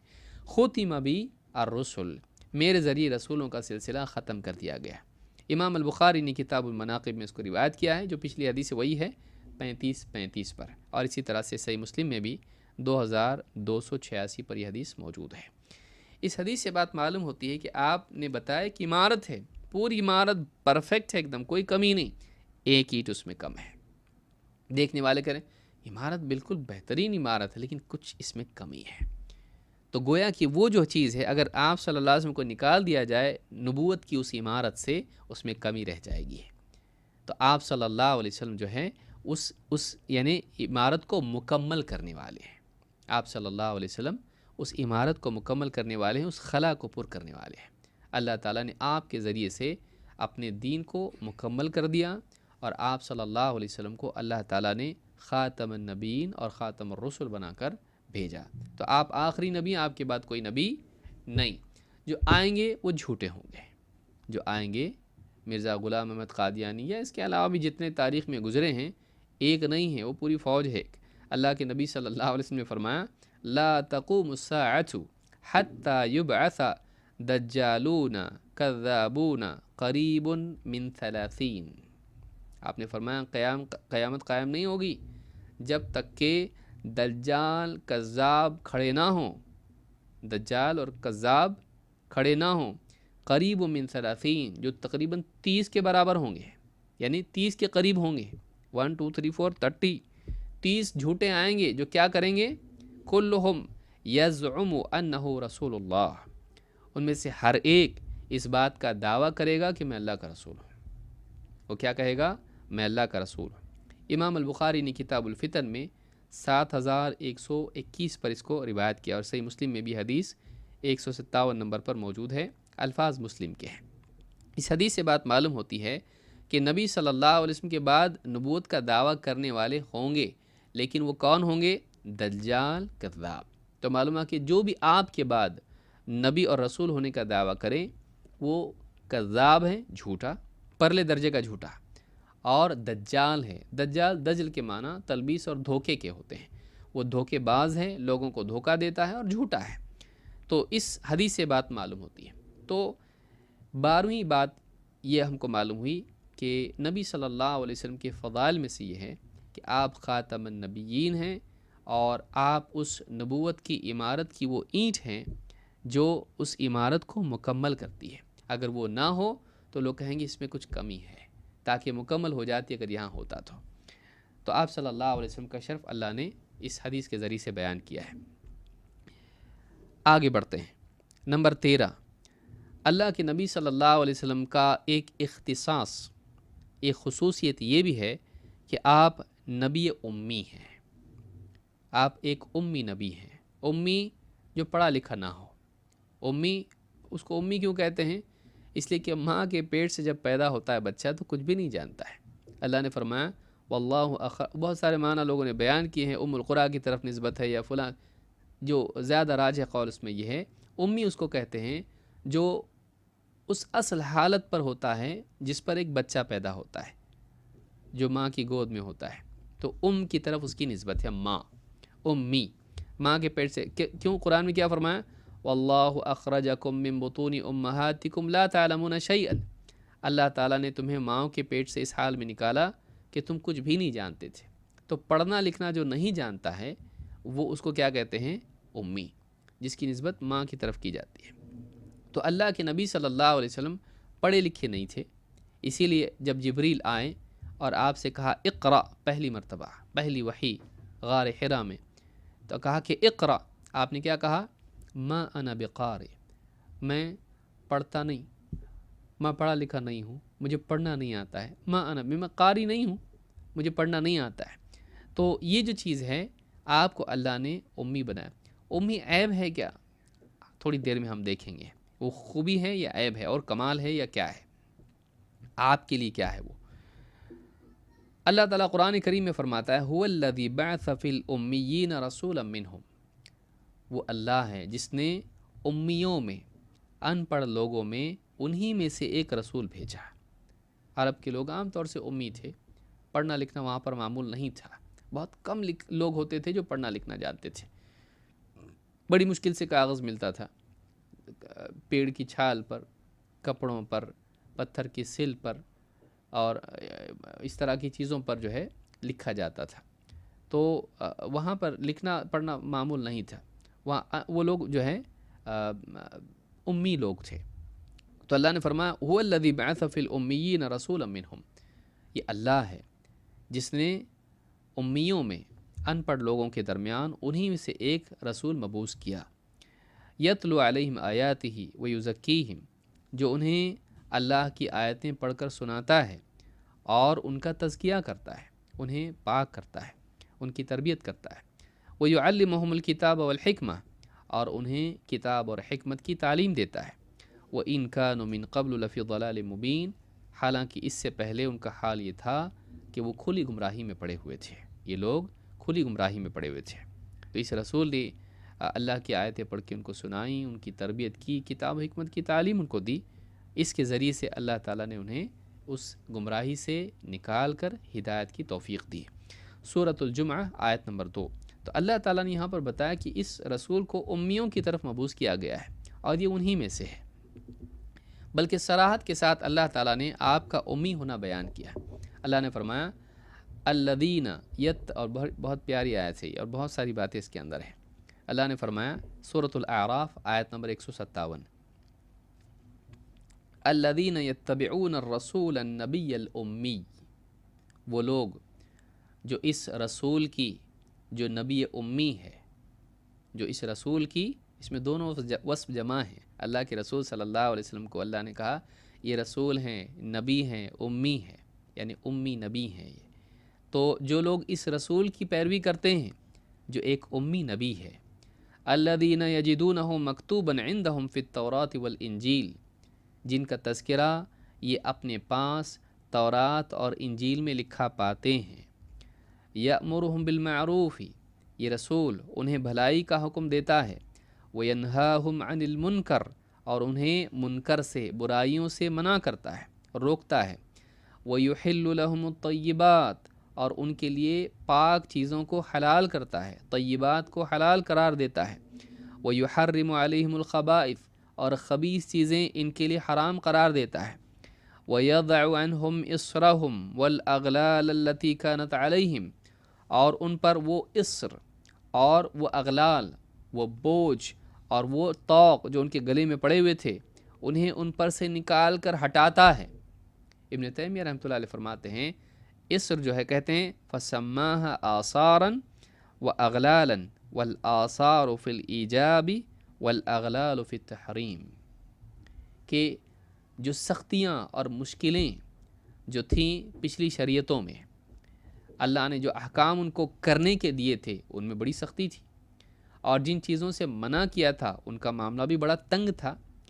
تو وہ جو حکم تھے، واجبات جو تھے اللہ کی طرف سے پچھلی امتوں پر، گویا کہ وہ ایک بوجھ تھے، اس کو اٹھا کے چلنا مشکل تھا۔ تو کیا ہوئے؟ بوجھ، اسر، بوجھ، اور اغلال، طوق، وہ حد بندی ہوتی ہے، تنگی اس میں ہوتی ہے۔ تو جو محرمات تھی وہ بڑی تنگی کا معاملہ ان کے اندر تھا، تو کہا کہ ان پر سے یہ پچھلے یعنی واجبات کے بوجھ اور محرمات کے طوق ان کے گلوں سے ہٹاتا ہے۔ التی کانت علیہم، جو ان پر پہلے سے تھے، فالذین، اس لیے کہ یہاں پہ جو ہے کتاب کے ضمن میں آ رہا ہے کہ جو کتاب میں لکھا پاتے ہیں انہی لوگوں کے تناظر میں بات ہو رہی ہے۔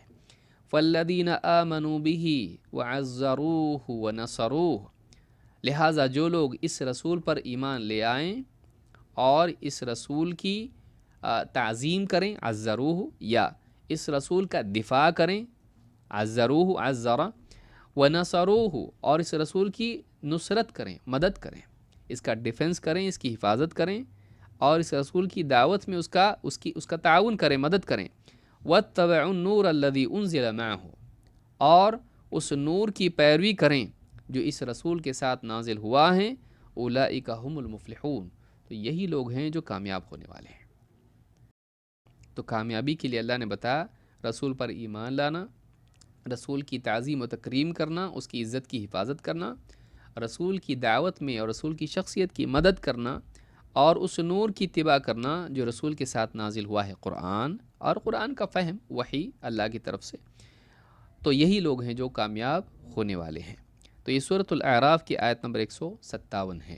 اس میں اللہ تعالیٰ نے بتایا کہ رسول صلی اللہ علیہ وسلم کے القاب ذکر کیے تو کہا الرسول النبی الامی، یہ ہمارے رسول جو نبی بھی ہیں اور امی ہیں، تو آپ کو اللہ تعالیٰ نے بھی امی قرار دیا۔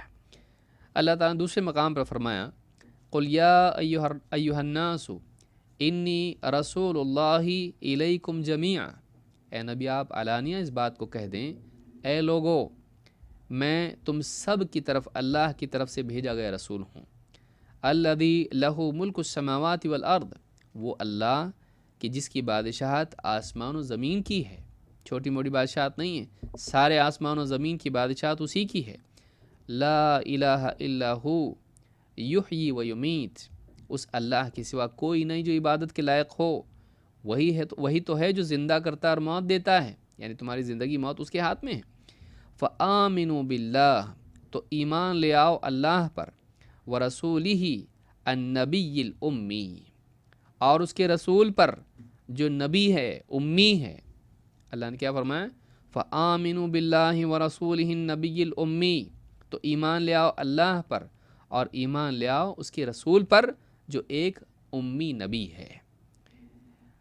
الذی یؤمن باللہ وکلماتہ، ایک ایسا نبی، ایک ایسا رسول جو خود بھی اللہ پر اور اللہ کے کلمات پر، یعنی اللہ تعالیٰ کی وحی اور اس کی آیات پر ایمان لاتا ہے۔ واتبعوہ لعلکم تہتدون، تم اس رسول کی اتباع کرو تاکہ تمہیں ہدایت نصیب ہو۔ ایمان بھی لاؤ اور اتباع بھی کرو۔ ہدایت پانے کے لیے ضروری ہے کہ ایک انسان رسول اکرم صلی اللہ علیہ وسلم کی ساری باتوں پر ایمان لے آئے، آپ نے جو بھی بتایا اس پر ایمان لائے۔ دو، آپ کی شخصیت اور آپ کی تعلیمات کی پیروی کرے۔ یہ دو چیزیں جب آدمی کرتا ہے تبھی وہ ہدایت یافتہ قرار پاتا ہے۔ لعلکم تہتدون، تاکہ تم ہدایت پاؤ۔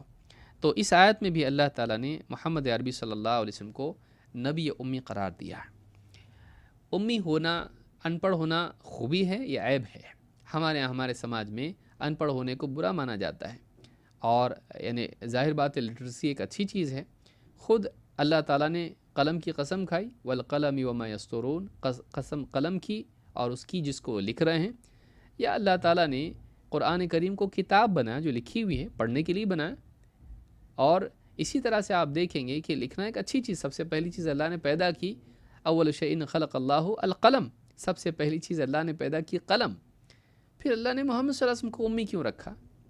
اچھی چیز ہے کہ بری ہے؟ دیکھیے، ایک ہوتا ہے پڑھا لکھا ہونا اور ایک ہوتا ہے علم والا ہونا۔ پڑھنا لکھنا علم کا ذریعہ ہے، پڑھنا لکھنا علم کا لینے دینے کا اور سنبھالنے کا، حفاظت کا ذریعہ ہے۔ اللہ تعالیٰ نے قلم کے بغیر آپ کو علم دیا، پڑھے بغیر آپ کو علم دیا، اور آپ کے علم کو قلم کے ذریعے محفوظ کرنا اللہ نے خود ذمہ اس کا لیا۔ آپ کے سینے میں اللہ تعالیٰ نے علم کو جمع کر دیا، تو حفاظت علم کا اللہ نے ذمہ لے لیا۔ تو جو ذریعہ ہے اس کی ضرورت آپ کو نہیں ہے۔ بھئی ہم قرآن کریم حفظ کرتے ہیں، دیکھتے ہیں، پڑھتے ہیں، اس کو یاد کرتے ہیں، سینے میں جمع ہوتا ہے، یاد ہو جاتا ہے، اس کو پڑھنا پڑتا ہے۔ کسی اور تک پہنچانا ہے یا اس کو سیو کرنا ہے، لکھ کے محفوظ کر لیتے، بھائی یہ پوائنٹ بہت اہم ہے، اس کو لکھ لو، بعد میں بھول جاؤں گا، تو اس کی حفاظت کے لیے قلم استعمال کرتے ہیں۔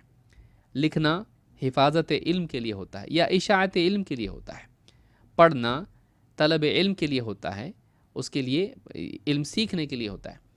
اللہ تعالیٰ نے رسول اکرم صلی اللہ علیہ وسلم کو اس سے مستغنی کر دیا۔ ہمارے لیے تو ضروری ہے کیونکہ ہمارے پاس ڈائریکٹ کوئی ایسا ذریعہ نہیں ہے، لیکن رسول صلی اللہ علیہ وسلم کو اس کی ضرورت نہیں تھی۔ اللہ تعالیٰ نے آپ کے سینے میں براہ راست پڑھے لکھے بغیر آپ کو علم دے دیا۔ آگے اس کا تذکرہ انشاءاللہ آئے گا۔ لیکن ایک اور حکمت اس میں ہے کہ آپ امی کیوں تھے؟ ایک بہت بڑی تہمت جو ہمیشہ سے اہل کتاب آپ پر لگاتے رہے ہیں، اور بہت سارے لوگوں کو ڈاؤٹ آج بھی ہوتا ہے، وہ کیا ہے کہ نبی صلی اللہ علیہ وسلم نے پچھلی کتابوں سے کاپی کر لیا۔ یہ پورا قرآن، یہ پورا دین، یہ پورا سارا اسلام جو ہے یہ کاپیڈ ہے۔ کہاں سے؟ تورات اور انجیل سے، بائبل سے لیا گیا ہے۔ اور بہت سارے پچھلے جو مسیحی لوگ ہوا کرتے تھے وہ اسی کا یعنی اسی کی تہمت نبی صلی اللہ علیہ وسلم پر لگاتے رہے کہ ہو سکتا ہے انہوں نے ورقہ سے سنا ہوا ہوگا، ہو سکتا ہے انہوں نے وہ سفر کیا تھا شام کو، وہاں سے سنا ہوگا، اور کتنے سارے یہودی اور عیسائی مدینہ میں تھے، ہو سکتا ہے محمد صلی اللہ علیہ وسلم نے ان سے ہی لیا ہوگا۔ Possibility is not a proof, امکان دلیل نہیں ہوتا ہے کہ ہو سکتا ہے تو مطلب ہو گیا، ایسا نہیں ہوتا ہے نا۔ تو اللہ تعالیٰ نے قرآن کریم میں بتایا کہ آپ امی کیوں پڑھنا لکھنا نہیں؟ اللہ نے فرمایا قرآن کریم میں سورۃ العنکبوت آیت نمبر 48، وَمَا كُنْتَ تَتْلُو مِنْ قَبْلِهِ مِنْ كِتَابٍ وَلَا تَخُطُّهُ بِيَمِينِكَ إِذًا لَارْتَابَ الْمُبْطِلُونَ۔ اے نبی، اس سے پہلے آپ کبھی کوئی کتاب پڑھنے والوں میں سے نہیں تھے، آپ کتاب نہیں پڑھتے تھے، ہمیشہ سے آپ کا معاملہ رہا ہے کہ آپ اس سے پہلے کبھی کوئی کتاب پڑھنے والے نہیں تھے۔ وَلَا تَخُطُّهُ بِيَمِينِكَ، اور کبھی آپ اپنے دائیں ہاتھ سے لکھتے نہیں تھے۔ وَلَا تَخُطُّهُ بِيَمِينِكَ، کسی کتاب کو آپ اپنے ہاتھ سے نہیں لکھتے تھے۔ اذن، اگر ایسا ہوتا، لَارْتَابَ الْمُبْطِلُونَ، جھوٹی باتیں گھڑنے والے شک میں پڑ جاتے، باطل کی پیروی کرنے والے شک میں پڑ جاتے۔ یعنی اللہ تعالیٰ نے آپ کو امی رکھا، اور اس زمانے میں ایسا نہیں تھا جیسے آج کل ساری اویلیبل کتابیں ہوتی ہیں، خاص لوگوں کے پاس نسخے ہوتے تھے جس میں وہ لکھ کے رکھتے تھے، ہاتھ سے لکھا جاتا تھا، کاغذ مشکل سے ملتا تھا۔ خاص لوگوں کے پاس تورات اور انجیل کی کاپیز ہوا کرتی تھی، وہ ہر ایک کے لیے اویلیبل نہیں تھی جیسے آج بہت ساری کتابیں اویلیبل ہوتی ہیں۔ تو اللہ نے فرمایا کہ نبی آپ تو پڑھنے والوں میں سے نہیں تھے، نہ لکھتے تھے، آپ جا کے دیکھا، ہاں دکھاؤ ذرا تمہارا بائبل، لکھ لیتا ہوں، تو آپ تو پڑھے لکھے تھے ہی نہیں۔ تو پھر وہ ساری باتیں آپ بتا رہے ہیں وہ کہاں سے آئیں؟ تو یہ قرینہ تھا اور ایک دلیل تھی اس بات کی کہ آپ صلی اللہ علیہ وسلم امی ہونے کے باوجود وہ ساری باتیں بیان کرتے ہیں جن کو اہل کتاب نے اپنی کتابوں میں چھپا کے رکھا ہے، لوگوں سے چھپاتے تھے وہ۔ تو ان کے چھپانے کے باوجود وہ باتیں آپ کو کیسے معلوم پڑی جبکہ آپ پڑھتے بھی نہیں تھے؟ تو یہ ایک ایسی چیز تھی کہ اتنا بڑا قرآن، اتنی ساری آیتیں، اتنی صورتیں، ہم کو محنت کرنے کے باوجود بھی ہم یاد نہیں کر پاتے ہیں، لیکن رسول اکرم صلی اللہ علیہ وسلم پورا قرآن آپ کے سینے میں جمع تھا، پورا قرآن آپ کے سینے میں جمع تھا، آگے وہ آئے گا انشاءاللہ۔ تو یہ جو، اور آپ نماز پڑھاتے تھے لوگوں کو، اور اس قرآن کو آپ دیکھیے کیسا قرآن ہے، اللہ تعالیٰ نے آپ کے سینے میں اس کو جمع کر دیا۔ تو آپ پڑھے لکھے نہ ہونے کے باوجود بھی آپ کے سینے میں قرآن جمع ہو گیا، اور وہ سارے واقعات پچھلے نبیوں کی جو تورات اور انجیل میں موجود ہیں۔ اور عجیب بات یہ ہے کہ وہ سارے ڈسٹورشنز، وہ ساری تحریفات جو انہوں نے تورات اور انجیل میں کی ہیں نبیوں کے معاملے میں خاص طور سے، اور باقی تو بہت ساری چیزیں ہیں، خرافات جمع کر دی اس میں، نبیوں کے تعلق سے بہت ساری غلط بیانیاں اس کے اندر ہیں، نبیوں کی شخصیتوں کو مجروح کیا گیا ہے، قرآن میں آپ کو کہیں بھی وہ نہیں ملے گا۔ اتنی پیاری ایڈیٹنگ ایک ان پڑھ انسان کرے، ہوتا ایسا نہیں ہوتا ایسا۔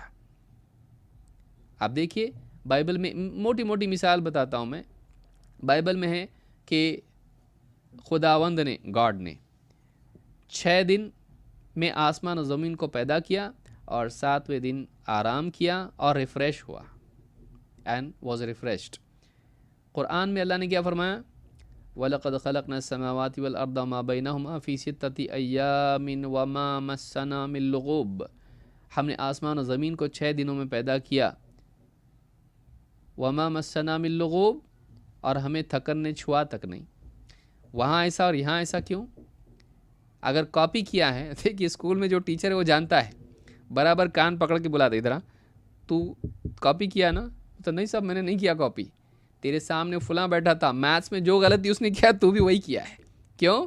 اس کی جتنی غلطیاں ہیں وہی تیرے آگے وہ بیٹھا تھا اور پیچھے تو اس کے بیٹھا تھا، جو غلط اس نے لکھا ہے پورا غلط تیرے پیپر میں ہے۔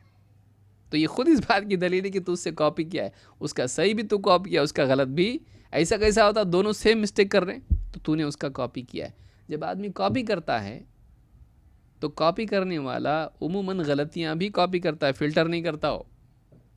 لیکن کیا بات ہے کہ قرآن میں وہ غلطیاں نہیں ہیں جو تورات اور انجیل میں لوگوں نے اپنی طرف سے شامل کر دی۔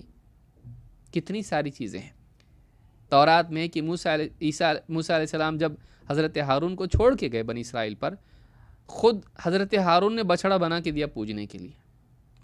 بتائیے، قرآن میں نہیں ہے، قرآن میں کہ میں نے ان کو منع کیا تھا، قرآن میں کہ میں نے منع کیا تھا۔ تورات میں، تورات سے مراد آج کی جو تورات ہے اس میں لکھا ہوا ہے، اللہ تعالیٰ نے موسیٰ علیہ السلام سے جب کہا فرعون کے پاس جا کہا میں نہیں جاتا، موسیٰ علیہ السلام نے کہا میں نہیں جاتا۔ لیکن آپ دیکھیے قرآن میں کیا ہے، قال رب اشرح لی صدری ویسر لی امری، کیا کہا؟ اے اللہ میرے سینے کو کھول دے، اس کام کو میرے لیے آسان کر دے۔ انہوں نے صلاحیت اور تیسیر مانگی اللہ سے، نہ کہ کہا میں نہیں کرتا اس کام کو۔ تو اس طرح سے کئی باتیں آپ دیکھیں گے، گنتی مشکل ہو جائے گی اگر میں بیان کرنا شروع کر دوں، جتنی چیزیں اس میں ہیں، بہت ساری چیزیں ہیں۔ تو وہ ساری جو چیزیں ہیں قرآن میں کیوں نہیں ہے؟ وہ اگر کاپی کیا ہے تو کیوں نہیں؟ اور مزید یہ کہ محمد صلی اللہ علیہ وسلم پڑھے لکھے بھی نہیں، آپ پڑھے لکھے بھی نہیں، وہ سارے قصے اپنے کمال اور اتنے حسن کے ساتھ کیسے قرآن کے اندر کہ پڑھے تو آدمی رونے لگ جائے۔ سورہ یوسف آپ دیکھیے، موسیٰ علیہ السلام کا واقعہ دیکھیے، نوح علیہ السلام کا واقعہ دیکھیے، لوط علیہ السلام کے بارے میں نعوذ باللہ لوط علیہ السلام کی دونوں بیٹیوں نے اپنے باپ کے ساتھ میں غلط حرکت کر دی۔ کیا ہے یہ؟ قرآن میں ایسا نہیں ہے۔ کتنے سارے واقعات ہیں نوح علیہ السلام کے بارے میں، یہ بولنے کی اتنی شرمندگی کی باتیں یہ، لیکن اس لیے بتا رہا ہوں کہ یہ نبیوں کی شخصیت کو جو مجروح کیا گیا، قرآن میں اس کا کہیں اثر دکھائی نہیں دیتا، ایسا کیوں ہے؟ تو جو برات ہے، خود عیسیٰ علیہ السلام کے بارے میں آپ دیکھیے، عیسیٰ علیہ السلام کے پاس ان کی والدہ گئیں تو انہوں نے صاف، آج بھی لکھا ہوا ہے انجیل کے اندر، گاسپلز میں لکھا ہوا ہے کہ اے عورت، اس طرح سے خطاب کیا، میرا تیرا کیا لینا دینا۔ اس طرح سے عیسیٰ علیہ السلام نے اپنی ماں سے، حضرت مریم سے، جس نے اتنی تکلیف اٹھائی ان کے لیے، لیکن ان سے اس طرح سے خطاب کیا، میرا تم سے کیا لینا دینا اے عورت۔ اس کی جتنی 50 تعویلات لوگ کریں، لیکن یہ طریقہ بات کرنے کا نہیں ہے۔ لیکن آپ وَبَرًّا بِوَالِدَتِي، قرآن میں کیا کہا؟ میں اپنی ماں کے ساتھ اچھا سلوک کرنے والا ہوں۔ صفائی ہے عیسیٰ علیہ السلام کی قرآن میں۔ ہم ایسے چونکہ پڑھتے ہیں، اس کانٹیکس سے الگ اس کو پڑھتے ہیں، اس لیے سمجھ میں نہیں آتا اس کا کیا مطلب ہے، یہ کیوں۔ وہ آپ اس کے ساتھ جوڑ کے جب پڑھتا ہے آدمی تو سمجھ میں آتا، اچھا قرآن میں وضاحت اس بات کی کہ ایسے نہیں تھے، وہ ماں کے ساتھ اچھا سلوک کرنے والوں میں سے تھے۔ تو اللہ تعالیٰ نے محمد صلی اللہ علیہ وسلم کو امی بنایا، اور آپ صلی اللہ علیہ وسلم ایک امی نبی اور رسول تھے، اور اللہ تعالیٰ نے آپ کو ایسا اس لیے رکھا تاکہ آپ پر الزام لگانا مشکل ہو جائے۔ کوئی لگا بھی سکتا ہے زبردستی، جتنا ضدی کا کیا علاج ہے؟ اگر آسمان نیچے اور زمین اوپر بول دے آدمی، کون سمجھا سکتا ہے اس کو؟ رات کو اجالا کہے، دن کہے، اور دن کو اندھیرا رات کہے، تو کوئی منع نہیں کر سکتا اس کو۔ لیکن حقیقت پسند انسان جب غور کرتا ہے تو واقعی وہ دیکھتا ہے کہ ایک امی انسان ہو کر بھی وہ ساری باتیں اور ان غلطیوں سے پاک بیان کرنا، اس بات کی دلیل ہے کہ آپ نے کاپی نہیں کیا، بلکہ آپ کو اللہ نے یہ دیا ہے، یہ اللہ کی طرف سے نازل ہوا ہے۔ انصاف کے ساتھ سننے والا واقعی صحیح نتیجے تک پہنچتا ہے۔ تو بہت سارے غیر مسلم یہ بات جانتے نہیں کہ محمد صلی اللہ علیہ وسلم امی تھے۔ جب معلوم ہوتا ہے تو تعجب ہوتا ہے کہ ہاں امی تھے، بلکہ بعض مسلمانوں کو بھی شاید معلوم نہ ہو۔ تو یہ ساری چیزیں معلوم ہونی چاہیے مسلمان کو۔ تو بہرحال نمبر 13 تھا۔ نمبر 14، اللہ تعالیٰ نے آپ صلی اللہ علیہ وسلم کو تمام نبیوں پر مقدم رکھا، آپ سارے نبیوں کے امام تھے۔ آئیے اس کو ہم دیکھتے ہیں۔ یہ بھی آپ کی فضیلت ہے کہ آپ سید الانبیاء ہیں، سید ولد آدم ہیں، اور اللہ تعالیٰ نے آپ کو دوسرے نبیوں پر مقدم رکھا ہے۔ اللہ نے فرمایا انا اوحینا الیک کما اوحینا الی نوح والنبیین من بعدہ، اے نبی ہم نے آپ کی طرف وحی کی ویسے ہی جیسے ہم نے نوح کی طرف کی اور ان کے بعد جتنے نبی تھے ان کی طرف۔ یہاں آپ دیکھیں اور کئی نبیوں کا اللہ نے ذکر کیا ہے، اس کو بھی دیکھ لیتے ہیں۔ وَأَوْحَيْنَا إِلَىٰ إِبْرَاهِيمَ وَإِسْمَاعِيلَ وَإِسْحَاقَ وَيَعْقُوبَ وَالْأَسْبَاطِ، اور ہم نے وحی کی ابراہیم کی طرف، اسماعیل کی طرف، اسحاق کی طرف، یعقوب کی طرف، اور اسباط کی طرف، اسباط بنی یعقوب، وعیسیٰ وایوب ویونس وہارون وسلیمان، اور عیسیٰ کی طرف، ایوب کی طرف، یونس کی طرف، ہارون کی طرف، سلیمان کی طرف وحی کی۔ وآتینا داود زبورا، اور ہم نے داود کو زبور عطا کی۔ ورسلا قد قصصناہم علیک من قبل ورسلا لم نقصصہم علیک، اور اے نبی ہم نے اس سے پہلے جو رسول تھے ان کا قصہ آپ سے بیان کیا ہے، یعنی اس سے پہلے آپ کے سامنے، آپ کے پاس رسولوں کے قصے بیان کیے ہیں، اور ہم نے بعض رسولوں کے قصے آپ کو بیان نہیں کیے، بعض رسولوں کا تذکرہ آپ سے نہیں کیا۔ وَكَلَّمَ اللَّهُ مُوسَىٰ تَكْلِيمًا، اور اللہ تعالیٰ نے موسیٰ سے کلام کیا خود۔ رُسُلًا مُبَشِّرِينَ وَمُنذِرِينَ لِئَلَّا يَكُونَ لِلنَّاسِ عَلَى اللَّهِ حُجَّةٌ بَعْدَ الرُّسُلِ، ہم نے رسول بھیجے خوشخبریاں سنانے والے، خبردار کرنے والے، ڈرانے والے بنا کر، اس لیے بھیجے تاکہ رسولوں کے آ جانے کے بعد لوگوں کے پاس اللہ کے مقابلے میں کوئی حجت اور کوئی عذر باقی نہ رہے، بہانہ باقی نہ رہے کہ ہمارے پاس کوئی آیا نہیں، آ گئے۔ وَكَانَ اللَّهُ عَزِيزًا حَكِيمًا، اور یقیناً اللہ تعالیٰ بڑا عزیز، زبردست، غلبے والا ہے، حکیم ہے، حکمت والا ہے۔ یہاں آپ دیکھیں گے اتنے سارے نبیوں کی طرف اللہ نے وحی کی، ان کا تذکرہ کیا، لیکن سب سے پہلے کیا کہا؟ انا اوحینا الیک، اے نبی ہم نے آپ کی طرف وحی کی ویسے ہی جیسے آپ سے پہلے ان سارے نبیوں اور رسولوں کی طرف وحی کی، جن میں سب سے پہلے نوح علیہ السلام کا ذکر کیا جو کہ سب سے پہلے رسول ہیں۔ تو یہاں پر آپ دیکھیں گے کہ اللہ تعالیٰ نے ان تمام نبیوں پر تذکرے میں آپ کو مقدم رکھا، آپ کا تذکرہ ان سب سے پہلے کیا ہے۔ یہ سورہ نساء کی آیت نمبر 163 سے 165 تک ہے۔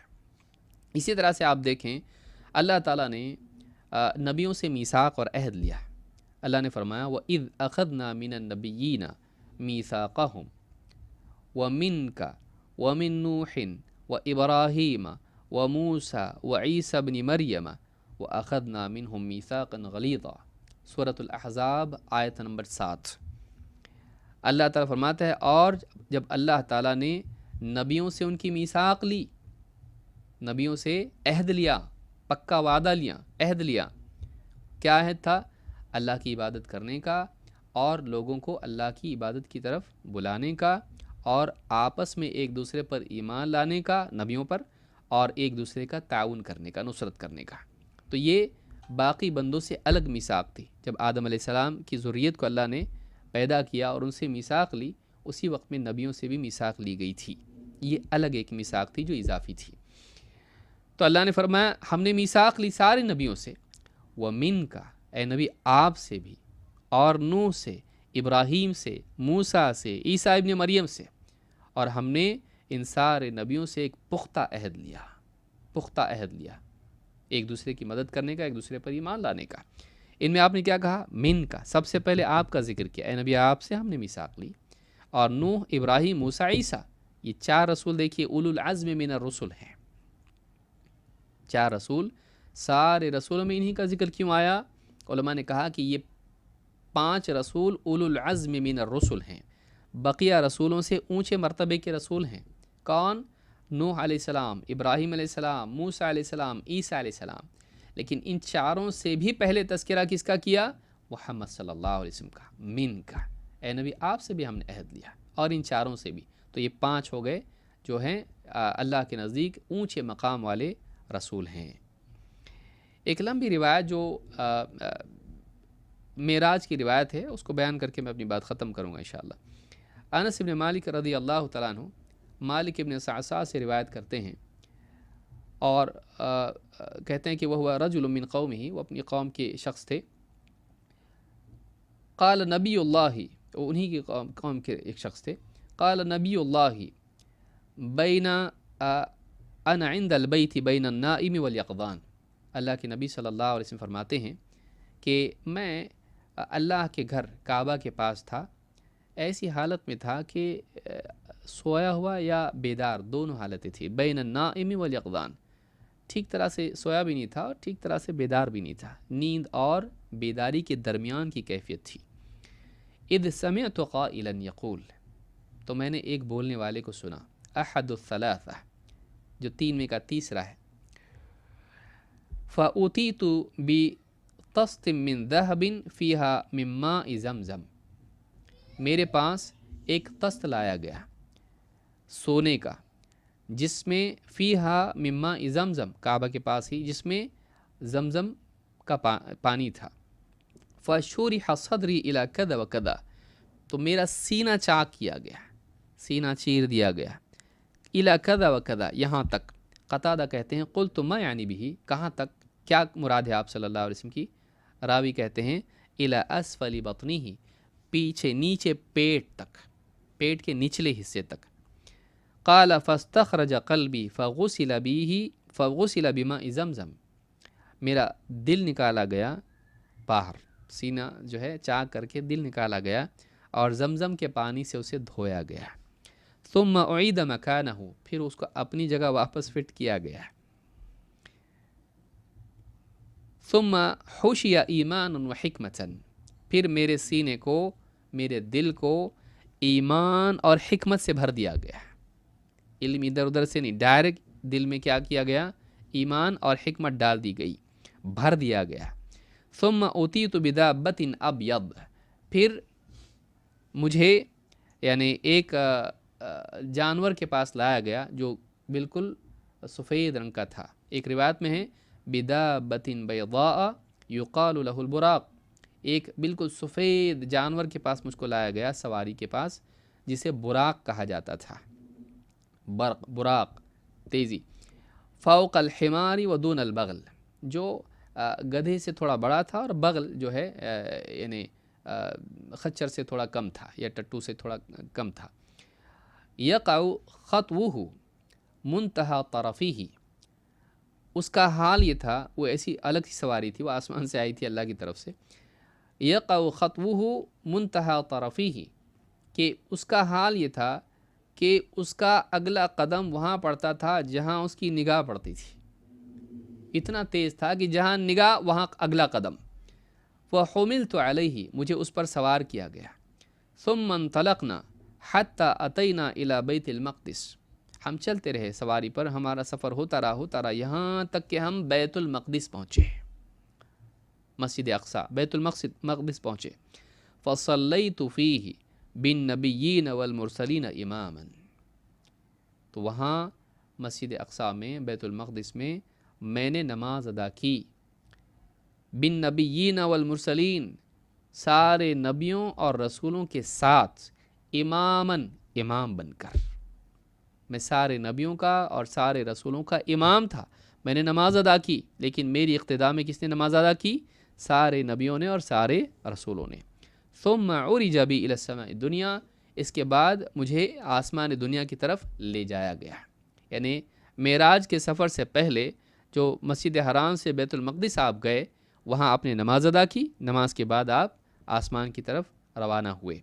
तफसीर तबरी में ये इमाम इब्न जरीर तबरी ने रिवायत नकल की है, और शेख अल-अलबानी ने अल-इसरा वल मिराज में इस हदीस को सही करार दिया है। तो और मुस्लिम की रिवायत में इसका इशारा मौजूद है। ता फरमाते हैं फ़हानतिस्सलातु, तो नमाज का वक्त आया, नमाज का वक्त आया। फ़अममतुहुम, तो मैंने सारे नबियों की इमामत की। तो ये मुस्लिम में भी रिवायत मौजूद है। फ़अममतुहुम, मैंने सारे नबियों की इमामत की, मैं इमाम था।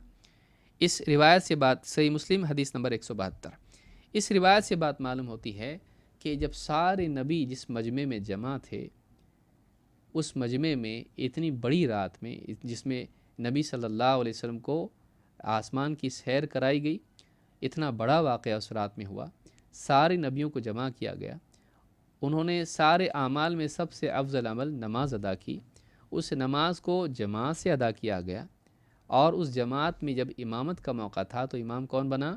मुहम्मद सल्लल्लाहु अलैहि वसल्लम। ये ख़ुद इस बात की दलील है कि आपको सारे नबियों के मुकाबले में सियादत हासिल है। यानी वो अपनी अपनी कौम के रसूल और सैयद तो थे ही, और वो सैयद हैं, लेकिन इन नबियों में और रसूलों में भी इमाम अगर कोई है, उनमें सरदार की हैसियत अगर किसी की है, तो वो मोहम्मद सल्लल्लाहु अलैहि वसल्लम की है। ये शर्फ़ अल्लाह रब्बुल आलमीन ने मोहम्मद सल्लल्लाहु अलैहि वसल्लम को दिया। आपका तज़किरा दूसरे नबियों पर मुक़द्दम रखा, और जब नमाज जैसी अफजल तरीन इबादत का वक्त आया, तो ऐसी जगह पर, अब देखिए गौर की, बैतुल मक़दिस जो है वो नबियों का घर है, सारे जितने पिछले नबी आए उधर ही आते रहे, उनके यहाँ जाके उनके इमाम बने। कायदा क्या होता है कि किसी की यानी किसी मस्जिद में अगर कोई इमाम होता है, आप वहाँ नमाज़ पढ़ते हैं, तो उसकी इमामत में आपको पढ़ना है, क्योंकि उसकी मस्जिद, उसूल ये है कि जिस मस्जिद का इमाम वो इमाम बने, इल्ला ये कि वो दूसरे को बनाए। लेकिन उसूल ये है कि मस्जिद का इमाम ज़्यादा अक़दर, उसकी इजाज़त के बग़ैर कोई इमाम नहीं बन सकता। उस इमाम की इजाज़त के बग़ैर कोई दूसरा वहाँ इमाम बन सकता है? नहीं। तो उनके यहाँ जाके, उनकी मस्जिद में जाकर वहाँ उनके इमाम बने, ये बहुत बड़ा शर्फ़ है अल्लाह की तरफ से कि आप इतने बड़े हैं, आपका मकाम इतना ऊँचा है कि उनके यहाँ भी आप इमाम बनेंगे। ये नहीं कि वो आगे बढ़ेंगे, आप पीछे, चलो भाई इनका इलाका है, इनके यहाँ ये इमाम, इनकी मस्जिद है, यहाँ ये इमाम बनेंगे। नहीं, वहाँ जाके भी आपने इमामत की। तो ये आपका शर्फ़ है जो अल्लाह रब्बुल आलमीन ने आपको अता किया, और ये हमारे लिए भी गौर की चीज़ है कि अल्लाह के नबी सल्लल्लाहु अलैहि वसल्लम की कितनी कदर हमको करना चाहिए। मैं समझता हूँ आज के लिए इतना काफ़ी है। इंशाअल्लाह मज़ीद बातें अगले दर्स में हम देखेंगे। ये तकरीबन आधा हिस्सा हमारा हो गया, और मज़ीद आधा हिस्सा हमारा बाकी है। अल्लाह ताला हम सब को प्यारे रसूल सल्लल्लाहु अलैहि वसल्लम की कदर करने की तौफ़ीक़ अता फ़रमाए, और क़ुरान और सुन्नत का गहरा इल्म हासिल करने की तौफ़ीक़ अता फ़रमाए। अक़ूलु हाज़ा व अस्तग़फ़िरुल्लाह ली व लकुम।